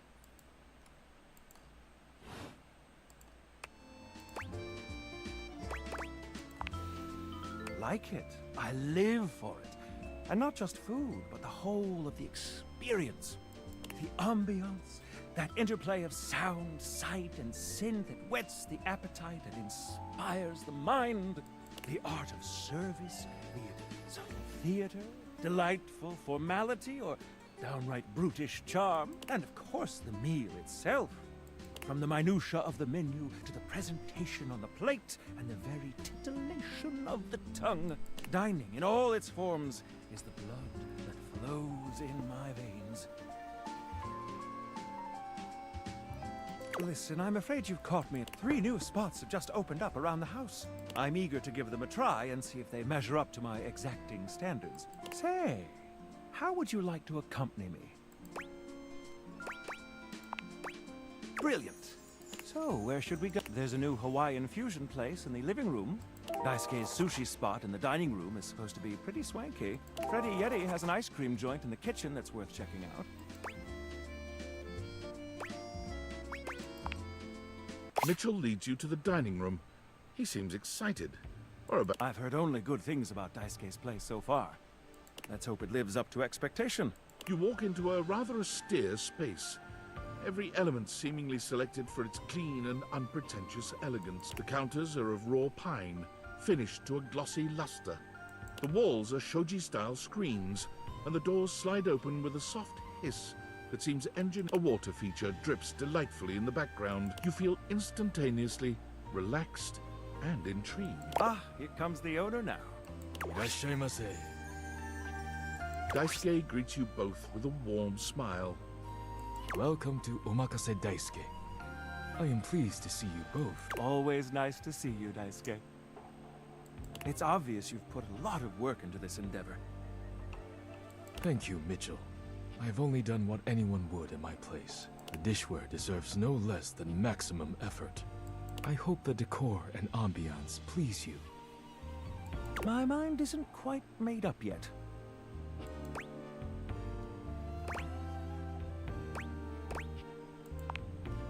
You do?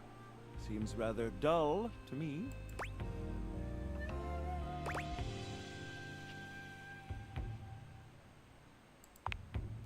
Understated, you say? Let me take a closer look.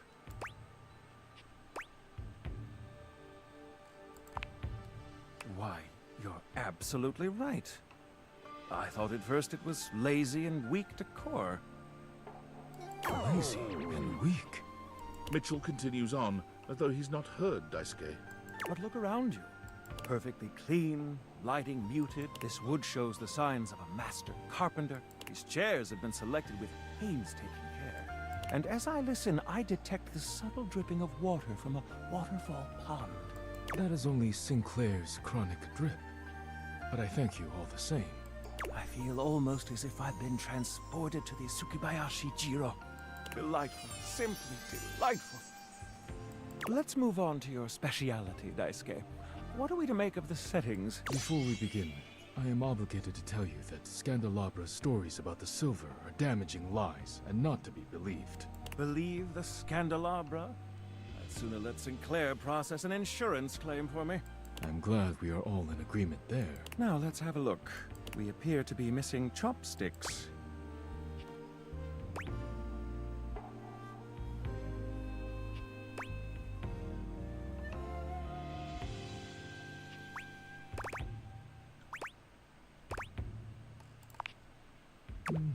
Traditionally, sushi is eaten with the hands. All right, let's get down to business. I'm Wait, is it really? starving. Then why do they give you chopsticks when you go to a sushi place? As the name suggests, we offer only omakase.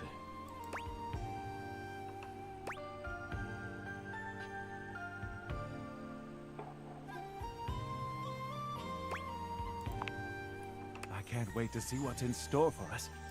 Okay, now, when the first course comes, let's...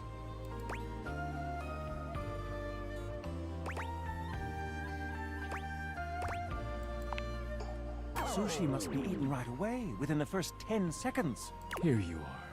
Please enjoy.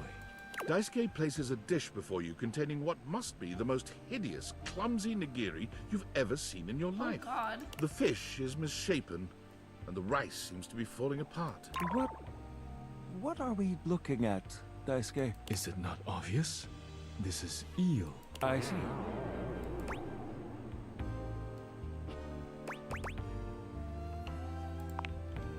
Glad to know your take. I'll present my own opinions in the review. Now that we've eaten, I think it's time to go. Jesus Christ. Alright, Kopi. Give me the nightmare fuel. It's my favorite customer. What can I get for you today?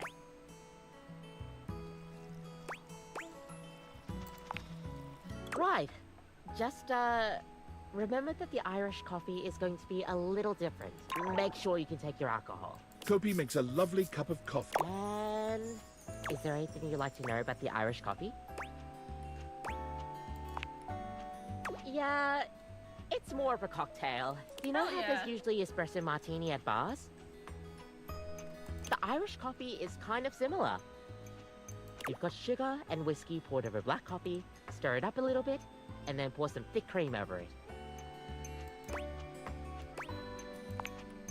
Oh, but trust me, it really makes it all worth it when you prepare it correctly. We'll see you next time.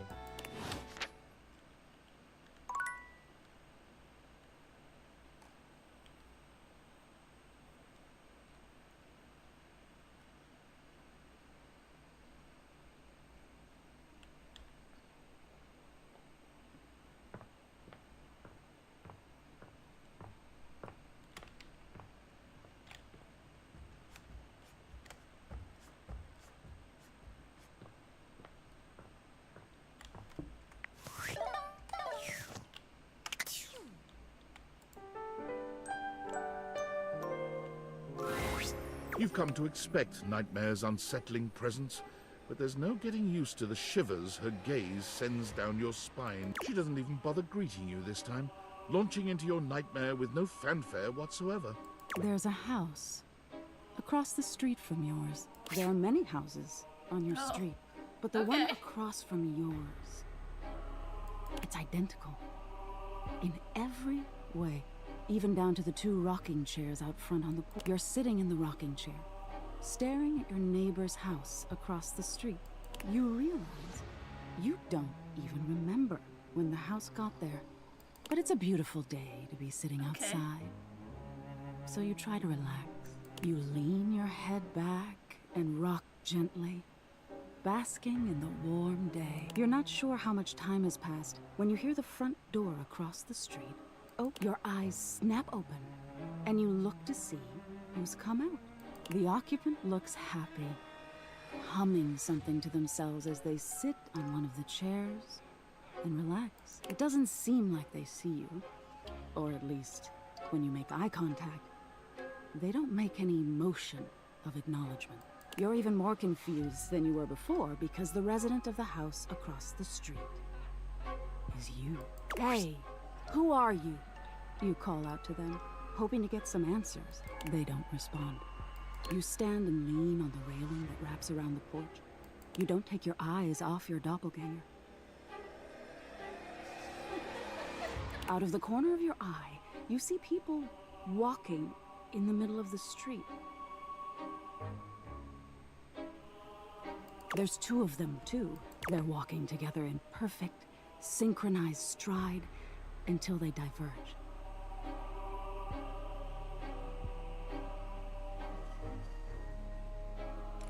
One walks across the street to your neighbor, and they seem warm, comforting. They point to the rocking chair. Can I sit with you? They ask. I've been walking so long. You think for a moment before answering. Are you going to stay? You ask. Or will you leave? They seem confused by your question. I'll leave eventually, but this is where I want to be now. I really need a rest. You shake your head and wave dismissively. If you're going to leave, then leave, you grumble, sitting back in your chair. They look disappointed by this, but do as you ask and leave. You see them walk down the street the way they came. You look back at your neighbor across the street and see they're sitting next to the stranger who walked up to them. They sit and chat, laughing and giggling, occasionally glancing towards your house, but you feel anger start to burn in your chest. You try to soothe yourself by knowing their stranger will leave. They won't always have something you don't. You'll end up the smart one, the one left with a heart intact. As you watch them, they start to change. All of a sudden, they look older. Gray starts to come through their hair, and crow's feet appear by their eyes. You look down at your own hands, seeing your own skin. No, no, you say, to no one. When you feel your strength drain and your heart slow, you start to claw at your skin, at your clothes, at your thinning hair. Looking back to your neighbors, they still look at peace. The stranger's form relaxes and eventually turns to dust. Your doppelganger looks bittersweet. They place their hand on the rocking chair their love was once in. Then they look across the street at you. They see you now, for the first time, and they smile at you. You look down as your finger falls off your palm. Oh, gross. Your body starts to violently disintegrate, in chunks instead of dust. No, stop! You scream, but it comes out hoarse and broken. You feel something strange in your neck and a sickening crack. Your head tumbling to the porch. Your body breaks into pieces as it falls to the ground. That's a little intense. Even detached from your neck, you can see your doppelganger neighbor on their porch. They don't fight it. Their body just slowly stops existing. They don't need any more time here. They got the love they were waiting for. Even if their love left before they did, it was still love. Oh, you do? Hmm? What do you think the point is?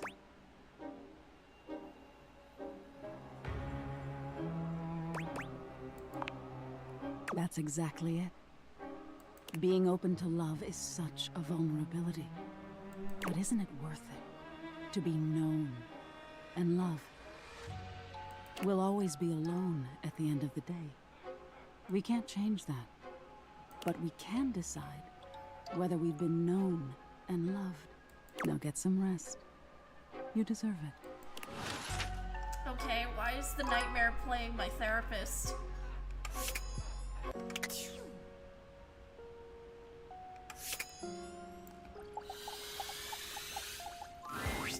Betty is already speaking to someone else when you walk in. There is an easiness to their dynamic. An intimacy, really. They have the air of old lovers. Or perhaps very, very good friends.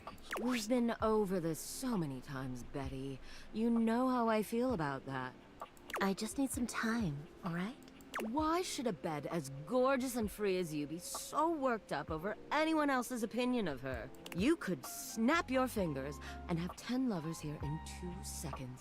I could. And have. Benoit, stop it. But honestly, you know it's not about sex.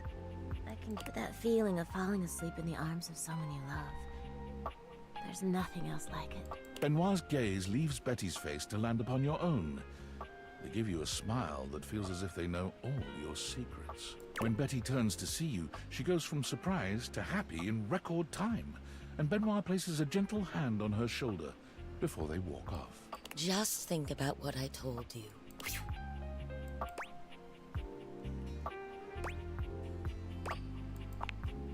Are we what?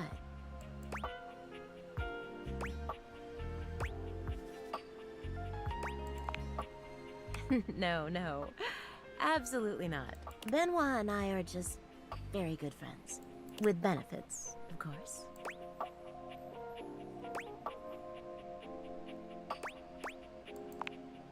Are you jealous?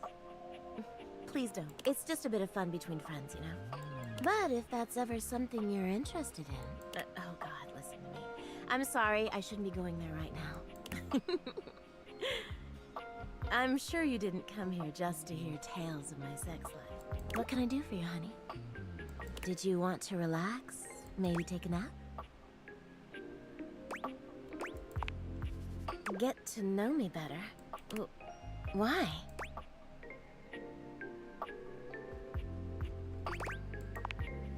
Oh, I don't know. It can be hot to sleep with someone you know nothing about. And of course, some people fear intimacy. And getting to know people is a step on the road to intimacy. Well, you know what I am, what I do. You know I'm a free spirit. What else can I tell you about me?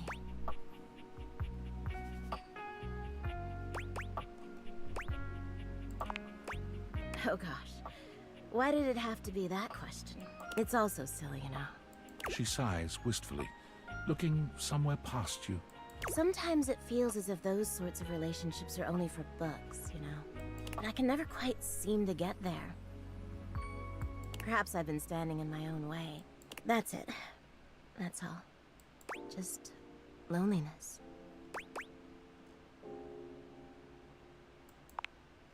Haven't you ever been afraid of ruining a good thing?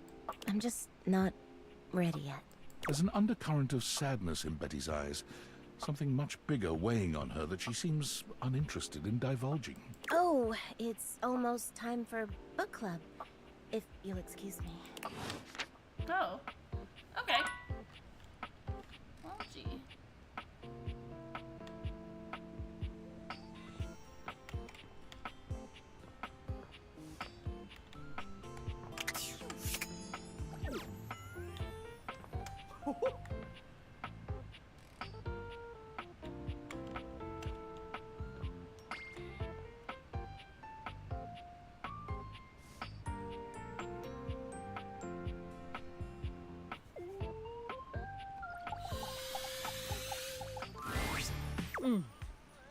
It's you. So, in the spirit of you teaching me to make friends, let me give you some friendly advice of my own. If you keep going the way you are now, you're gonna have a bad time. Bathsheba lets the words hang in the air between the two of you. The air is so thick with tension. It's choking. That stuff with Barry was not my speed. So let's make sure today we hang out with someone who rules. actually.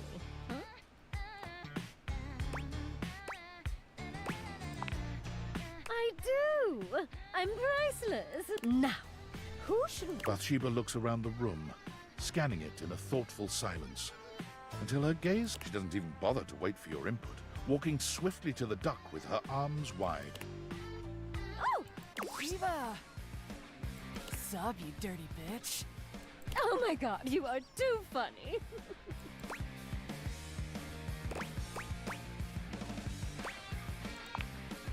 Oh yeah, totally. Yeah, don't go spreading it around. We're going around practicing my people skills. Tough ducking shit without any actual people to practice on. I know, right? Plus, I'm good at talking and making friends. Yeah, sure. That's why I'm the only one you talk to. No. You're the only one I talk to because you're the only one hilarious enough to keep my attention. Not true. But also, everyone else hates your guts. They do not! Oh god, you absolute bitch!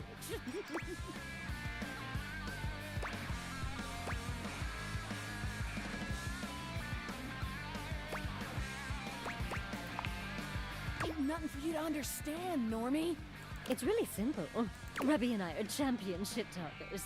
I asked them once for gossip and they just went down the line, destroying everyone in this house. Including you, by the way. Rebel points a wing at you. Oh, I went in on you for a good 45 minutes. Yeah, but we're friends. I didn't realize that was you back then. Oh my god. Oh no, this was recent. Can't let the shit-talking muscles get weak. It's rich, by the way, that you tell Sheba she's no good at social shit.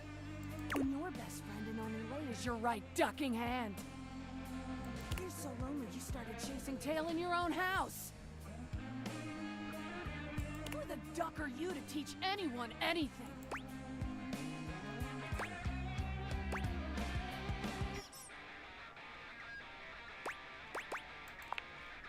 Still doesn't mean you have shit to teach Sheba. Only one that gets to dunk on Sheba is me, you dickbag. She doesn't need advice from a cuck like you anyway. Oh, Rebby.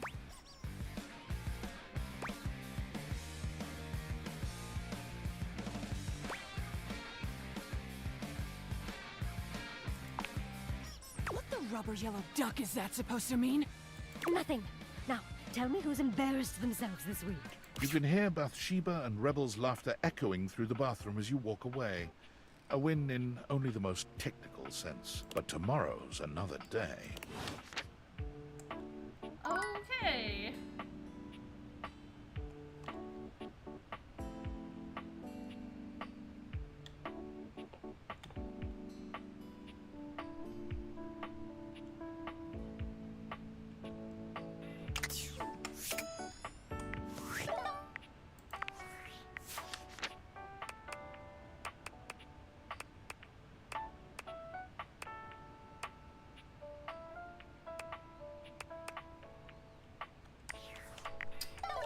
Talk to Eddie and Volts.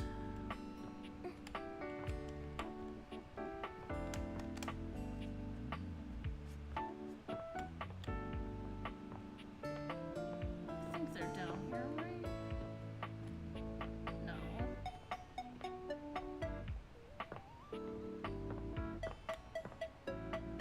No, that's the furnace.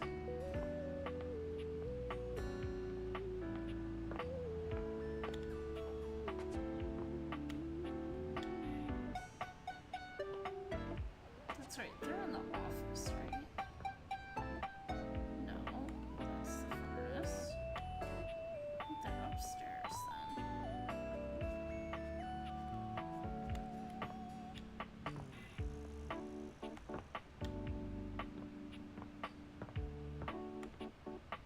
Oh, there they are. You approach the breaker box, and it isn't anything like you remember. It looks almost lifeless. There's no boisterous crowd, and the sign buzzing dully in the window reads closed. The door hangs ajar, like a slack mouth. You push through, though, and find Eddie at the end of the bar. nursing his usual cocktail. Huh, you actually showed up. I guess that means I lose.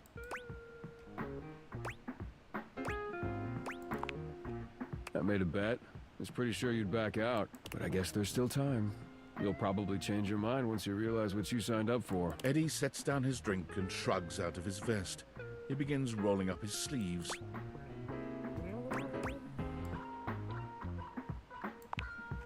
Still not sure why exactly, but whatever. As long as you're here, might as well get to it. There's a lot to do before we open.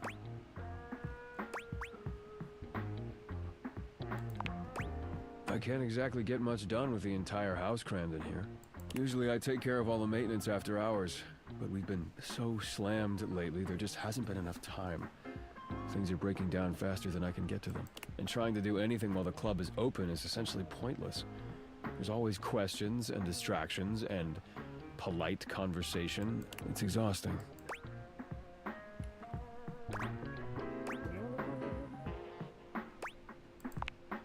All things need maintenance. Nothing, no matter how well made, can function indefinitely. Eventually, we all wear down one way or another. And if something isn't given proper maintenance, we break down even faster.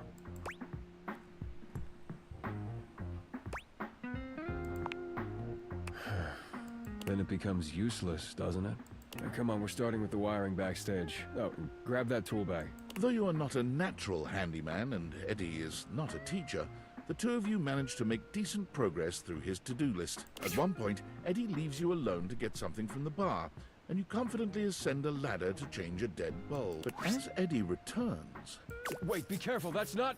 The ladder suddenly gives way beneath you, releasing you into thin air. But a split second later, Eddie is there, strong arms outstretched to catch you. Stable. You all right? The customary ice in Eddie's eyes, just for a moment, has melted.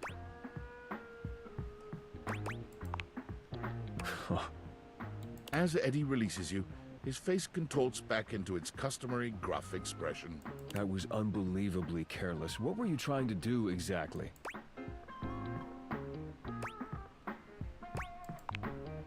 I told you to replace the one behind the bar. The floorboard under these lights is loose, which is why I told you not to touch them yet.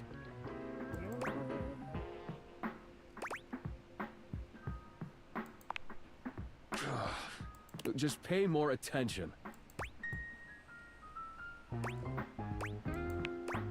You sure you're not hurt?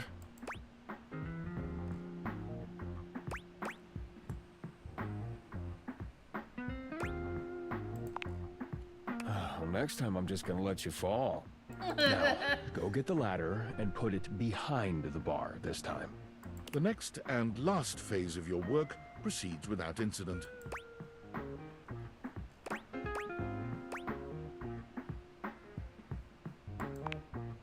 You've done surprisingly adequate work, mostly.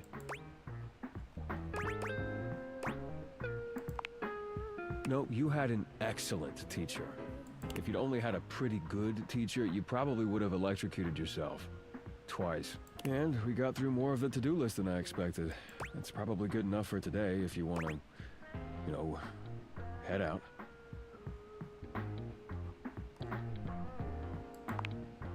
I suppose if you want to rest before you leave, that's fine.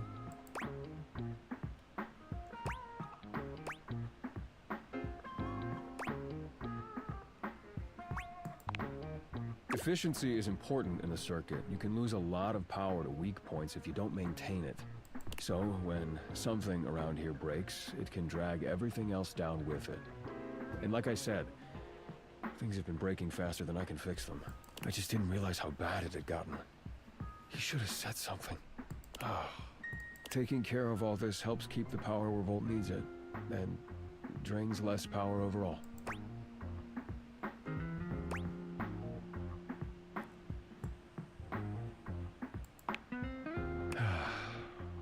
You sure? Don't mention it. You did good work today. At least you weren't completely useless. Get some rest. You'll need it. A lot more to do tomorrow. Oh.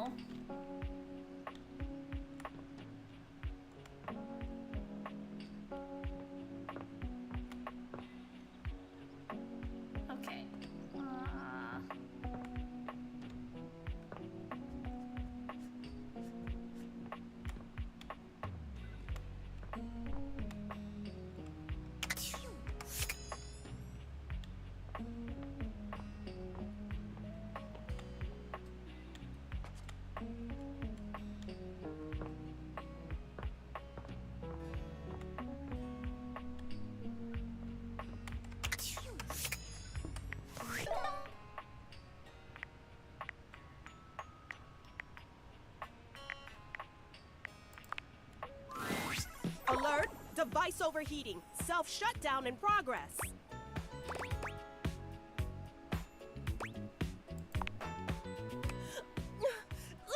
What are the signs for a heat stroke? Ooh, someone Vtuber search it.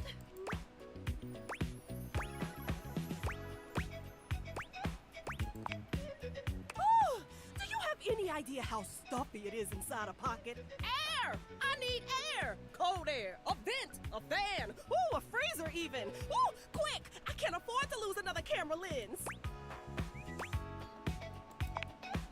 You bring Phoenicia to the refrigerator and place her in the dairy tray, like a piece of cheese. Hey, are you okay? You look like you just ran a mile. And Phoenicia's in my cheese tray. Something's up because she ain't food last time I checked. Freddy, the fridge. I'm a little gruff around the edges, but hopefully I don't spook you. What can I help you with? She's overheating again? Phoenicia, you know you can't keep going like this. You need rest. You have to. Can we save the lecture for when I'm not 10 seconds away from self-destruct? Come on, come on! Oh, come on! I've got dead pixels popping up all over the place. No, I'm too young to need a screen replacement. This cheese tray is not cold enough.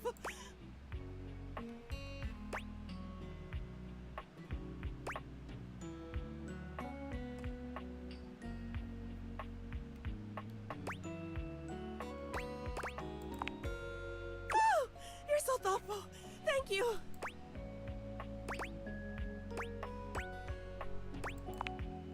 Wow, you actually care. Well, yeah, phones are expensive, bro. You know, in my experience, humans only say that when they want something. Forget I said anything. My wires are all crossed right now. I'm just talking nonsense.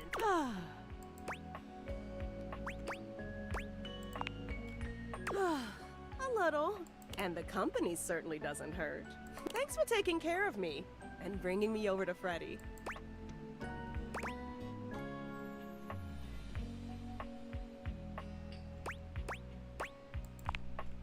Ooh, careful.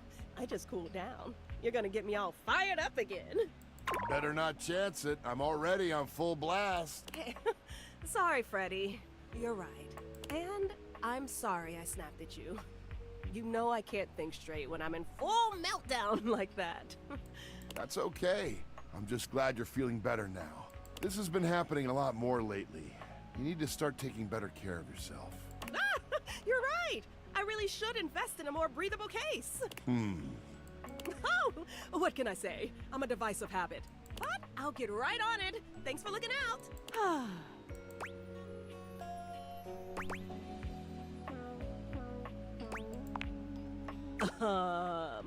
It's kind of, complicated.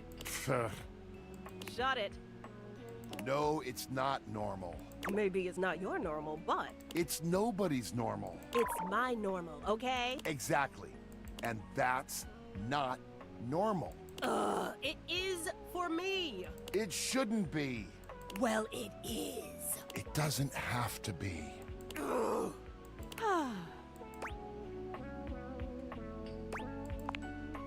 What? Nothing's going on.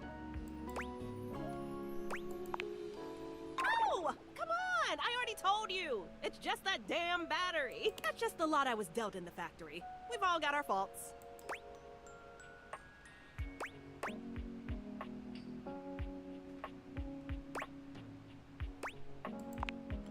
Well, that would be great, you know, if, the warranty hadn't already expired. Yeah, a bummer and a half. And you never got back to them about the extended warranty, so we're both just out of luck on this one. Damn! Anger! And that's really what you're going with? A degraded battery? Yes, because that's what it is. Mind your business. What is it with all the damn questions? Jeez. What was it before that? A faulty sensor, right? A bad charge can cause a lot of issues, even for someone without a weak battery. Oh, and before that, it was the spyware scare. Is she a hypochondriac? You even blamed a system update once, I think. Those take a lot of power. Phoenicia, you need to start being honest about what's really happening here. If not with everyone else, at least with yourself. Enough! So I've got a few problems. Who doesn't? It's not like it's affecting my work, right? My brand is bigger than ever. I'm doing crazy numbers every live. I've got offers and sponsorships pouring in, and everyone loves my content. How could I not be good? Just look at the comments on any of my videos. You're amazing. Your tips have saved me so much money. Thank you. Your content is like my therapy. Watching you gives me so much confidence to try new things. Thousands of comments just like these on every single one. I'm helping my viewers. They need someone to look up to, and they chose me.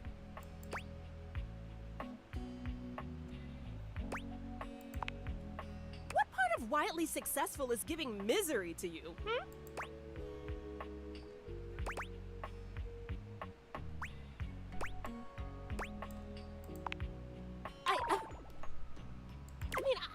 I make people happy. I make them laugh. I help them feel confident.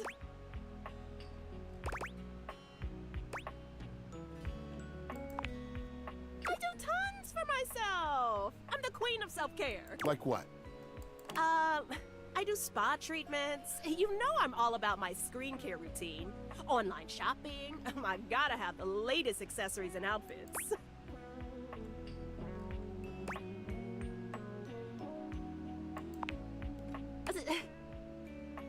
Okay, well, I have tons of hobbies that I enjoy just for myself. Name one. I do art. I actually just finished a set of new home screen backgrounds, and they look fantastic. Thank you very much. Which you also put up as prints for sale in your shop. Got me there, I guess. I do photography. I'm always looking out for great shots. You know, I even started a photography club. Oh, are you talking about that video series where you give tips on how to take the best selfies? Maybe.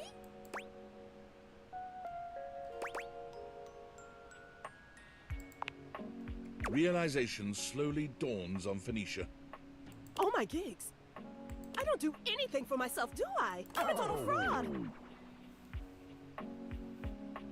Do you have any idea how much time I've spent telling others how important self-care is?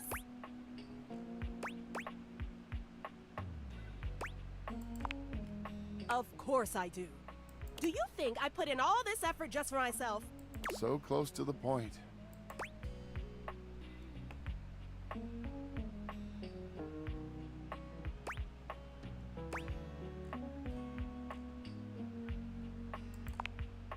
Well, the only way to really deal with burnout is to rest. Did you know sometimes it can take years to fully recover? Especially when you're trying to force yourself to just push through it. The harder you push, the longer it takes to come back from it. Your processors can only take so much without rest. Oh. I think we've had a breakthrough. Nice. You're right. About all of it. I just didn't want to see it, but you're right. I've been pushing so hard for so long. My followers mean everything to me, but it can't be my everything, can it? I deserve more. I think I need some time to think. Hey, come by later. I'm gonna shut down for a while. Want some grapes? I always eat when stuff gets stressful. You grape it up, indeed.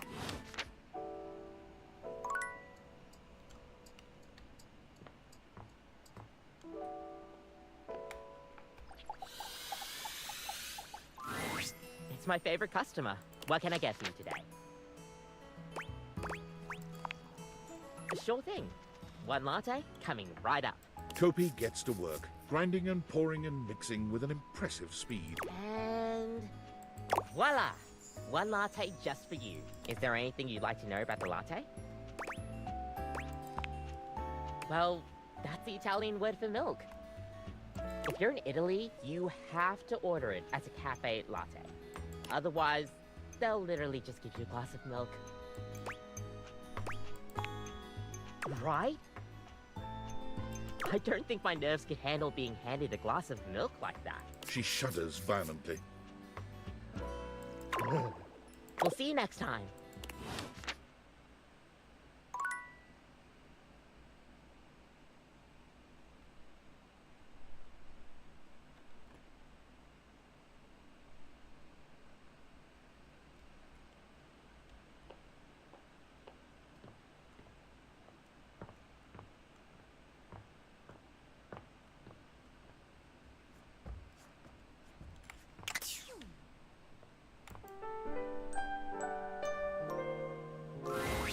Last time, Nightmare just launched right into an unpleasant dream she prepared for you. But for some reason tonight, she hesitates. Whatever the reason, this could be your opportunity to get to know her better. Or perhaps to swing your dreams in a more pleasant direction.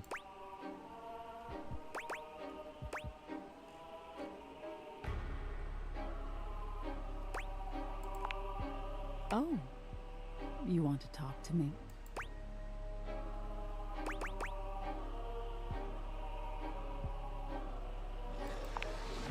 Oh, well, sure. I guess we could for a little while. We've been talking about fear and what your fears mean to you. Would you like to talk about more of your fears?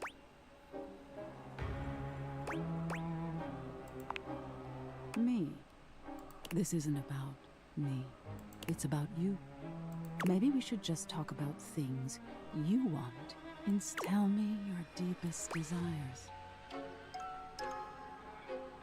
I've always wanted a goth girlfriend.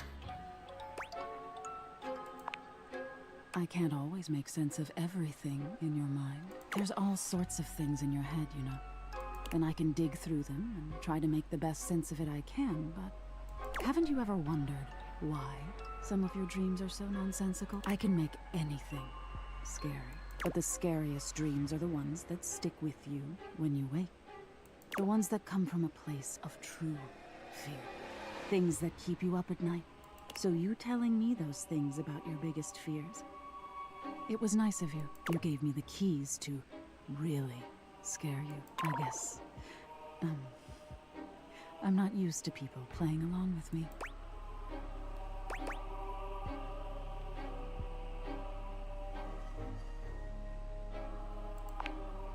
Yes, exactly.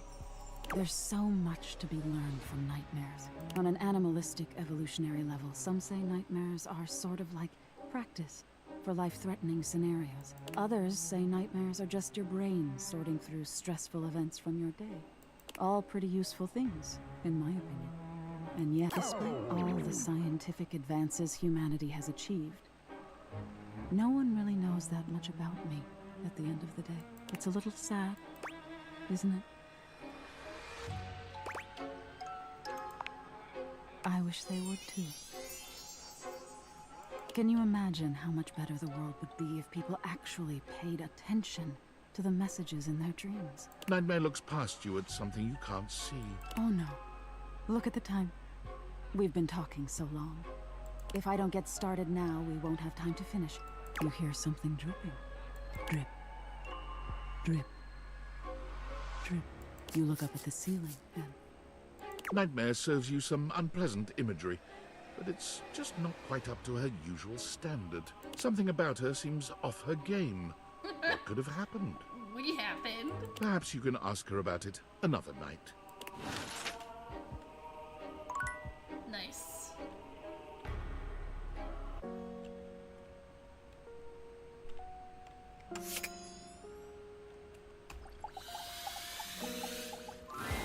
There's a supernatural darkness around your bed when you enter. A strange void that makes you feel slightly uneasy. You recognize that odd feeling. Betty is speaking with Nightmare. You really don't think you could do it? Is that really something you want? It would be fun for me, but I don't think it's really your thing. You know, sex and horror have always gone hand in hand. It's not the worst idea, is it? Well, yeah, of course. But you've watched me work. And you never really seemed all that into it. Oh, I didn't? What was it you said? Oh, yeah. It was, oh God, why are you doing that? Is that really necessary? Now that's just excessive. I remember it differently. You weren't even watching. You were looking through the cracks of your fingers. Give it up, Betty. My work is not for you, and that's all right. Nightmare's gaze falls to you then, and you feel a shiver run down your spine. I'll see you later.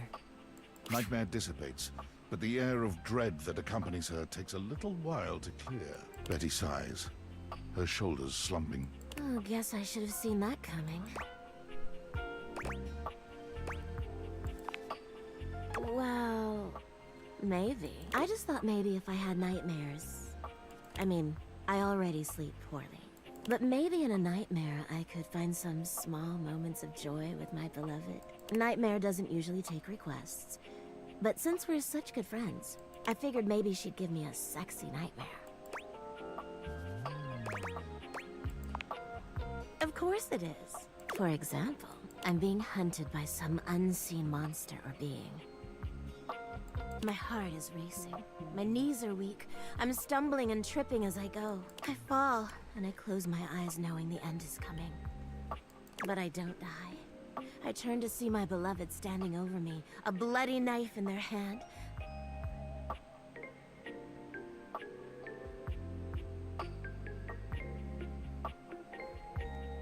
I'm saved, and I thank my rescuer in the only way I know how.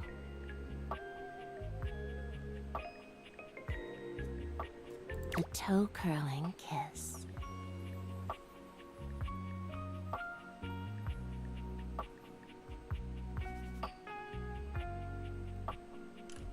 But then, I'm on my back again, and my beloved's hand wraps around my neck.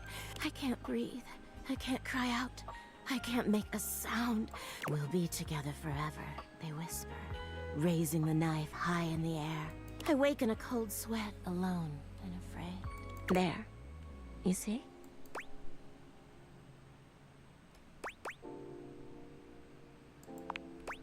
Right? That's a pretty tame example. But there's all sorts of possibilities. Nightmare really seems to think I shouldn't be bothering with all this dream stuff. She thinks there's a much simpler solution to my problems. But I don't know who she is to talk anyway. She has the same problem I do. She just deals with it differently. It's not my place to say. I've already said too much. Please, let's forget I said any of that.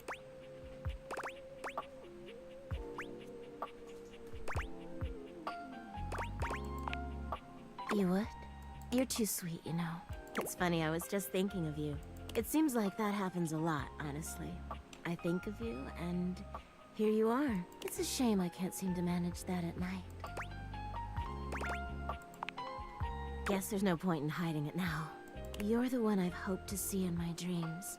My beloved. The one who tortures me with your proximity.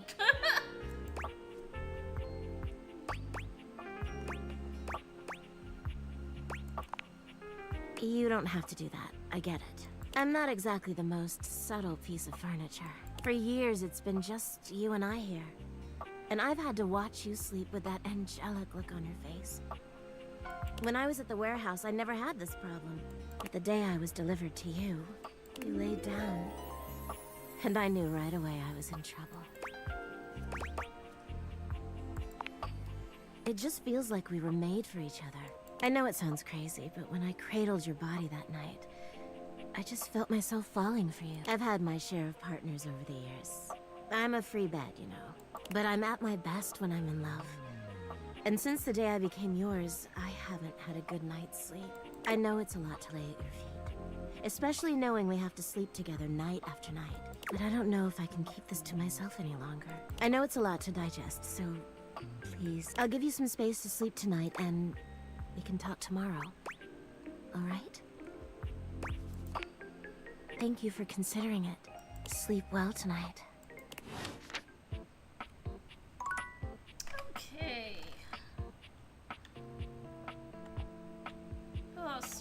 talk to?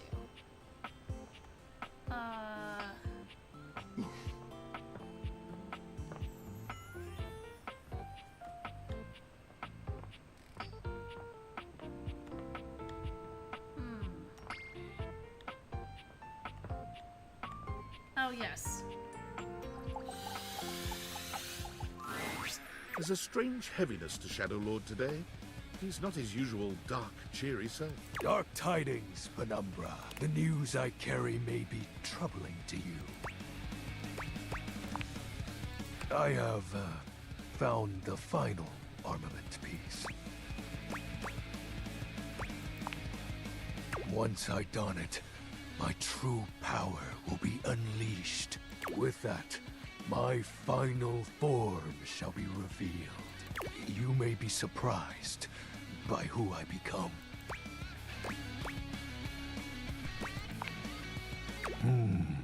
Shadow Lord bows his head, falling silent for a few moments before he begins his incantation. The die is cast. Let us begin. The whispers of the void. Heed my call. Bend to my will and reforge my soul.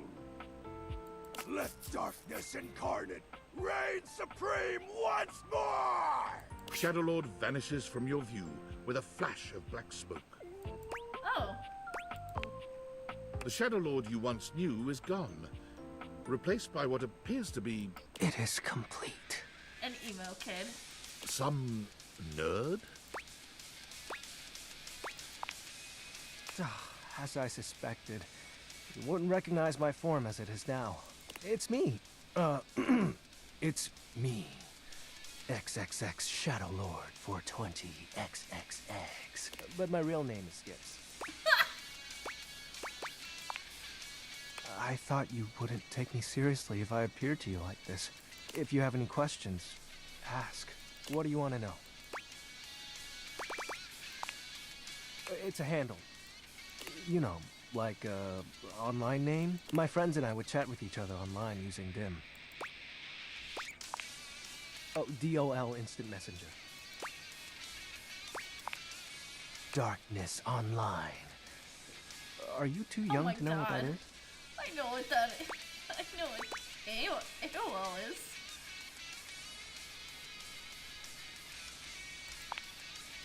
Yep. I wasn't about kidding right. when I said Shadow Lord was a popular name. You know how many shades are out there? We're all darkness. Some work in collectives, while some occupy a whole house to themselves. That's my real name. Skips Shadley. Yep. Told you you'd hate it. I'm not actually the Lord of all shadows. My friends and I love role-playing, so we made characters to chat as. Not real, but wasn't it nice feeling like you were making progress? I was excited to talk to someone again.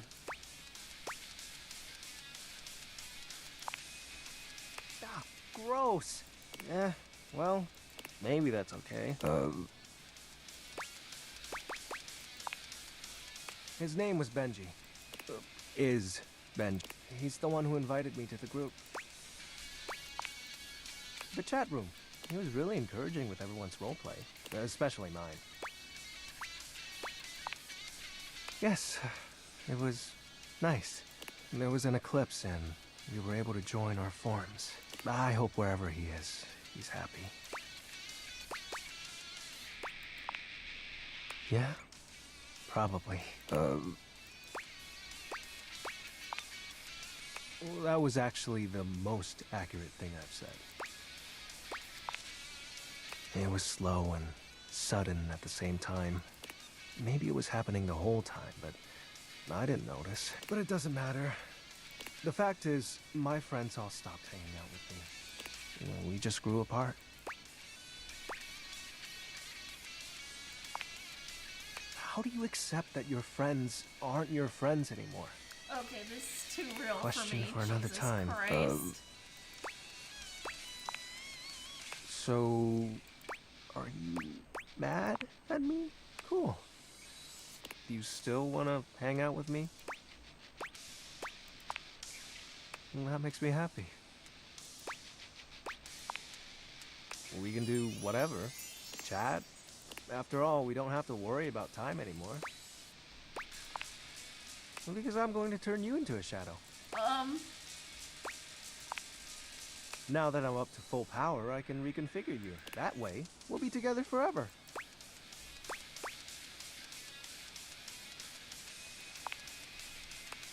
Yeah, but the powers of darkness are very... Now, become untethered and enter the void. It'll be fine. You're not like the others. You won't leave me like they did. Like Benji did. We'll be together forever. Trust me.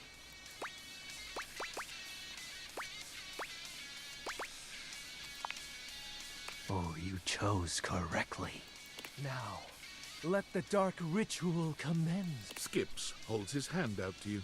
Penumbra, join hands. Oh no, did I just romance You take his Shadow? hand as directed.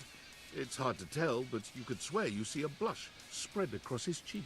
Ooh, excellent. Be untethered from the warmth of light, and submit thy soul to the chill of night. Be one with the darkness. Skip's grand incantation ends, but there's no puff of smoke or flash of light. You certainly don't He feel just any wanted to different. hold her hand.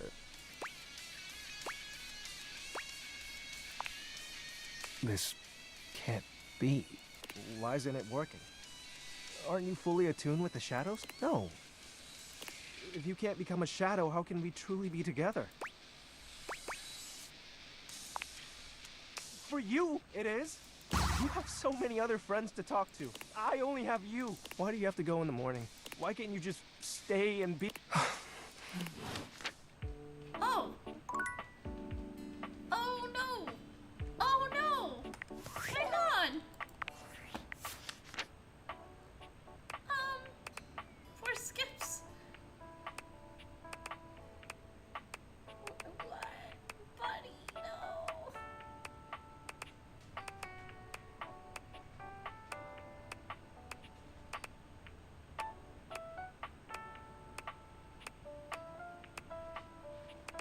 I still can't believe Washford hates us.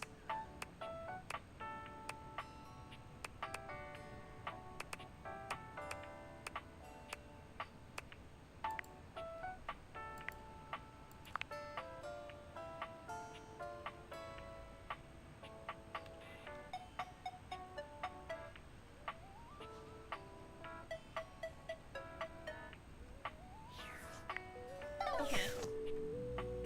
Alright, I'm gonna save here, and we will just continue, next stream, or next time I stream this.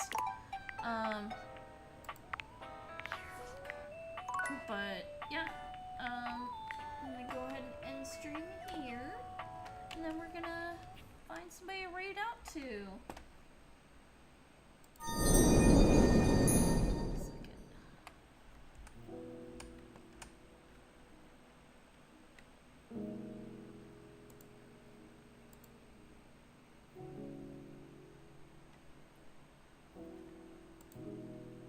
Alright, thank you guys so much for hanging out with me today.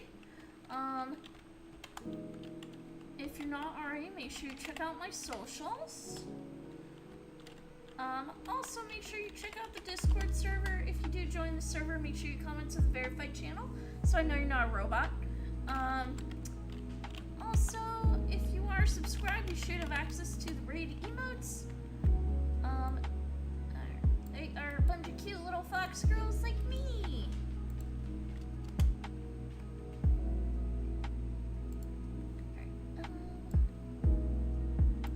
Alright. Let's see. Let's go to the server. I'm gonna check the Discord server real quick, see if anybody's streaming. Doesn't look like anybody is. So let's check Twitch.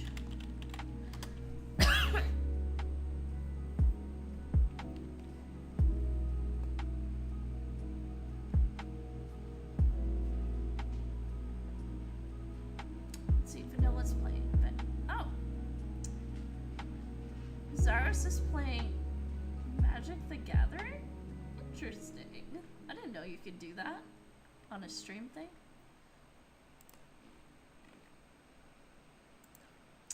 Let's see.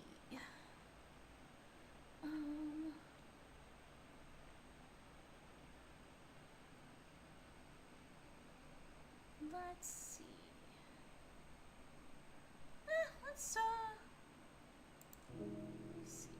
Let's see what Zyrus is doing. Sorry, I'm waiting for Zyrus' stream to load. Oh. Okay, it's not an online thing, it's his desk. Cool. Well, hang on.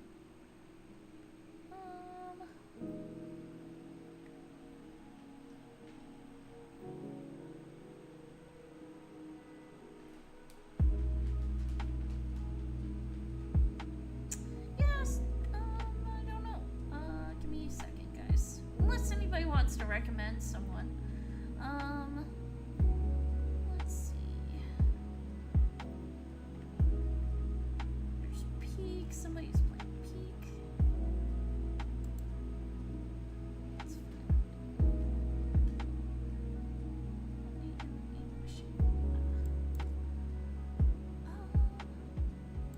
oh, Fifimon's playing Wuthering Waves. We could do that. Hang on. Alright. I'm gonna throw you guys over at Fifimon. Looks like they're playing some Wuthering Waves, which I haven't played in eons. I really need to get back into it.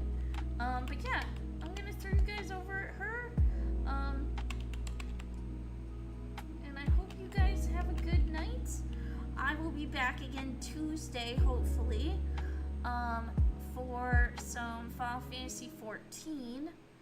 I will for sure log into 14 and not need to cancel. Fingers crossed, knock on wood. I do, after next week, I start my new job, so I will be taking the following week off, to kind of get used to things. But yeah, give me just a minute and I will send you guys on your way. Alright, have a good night, everybody. I will see you on Tuesday.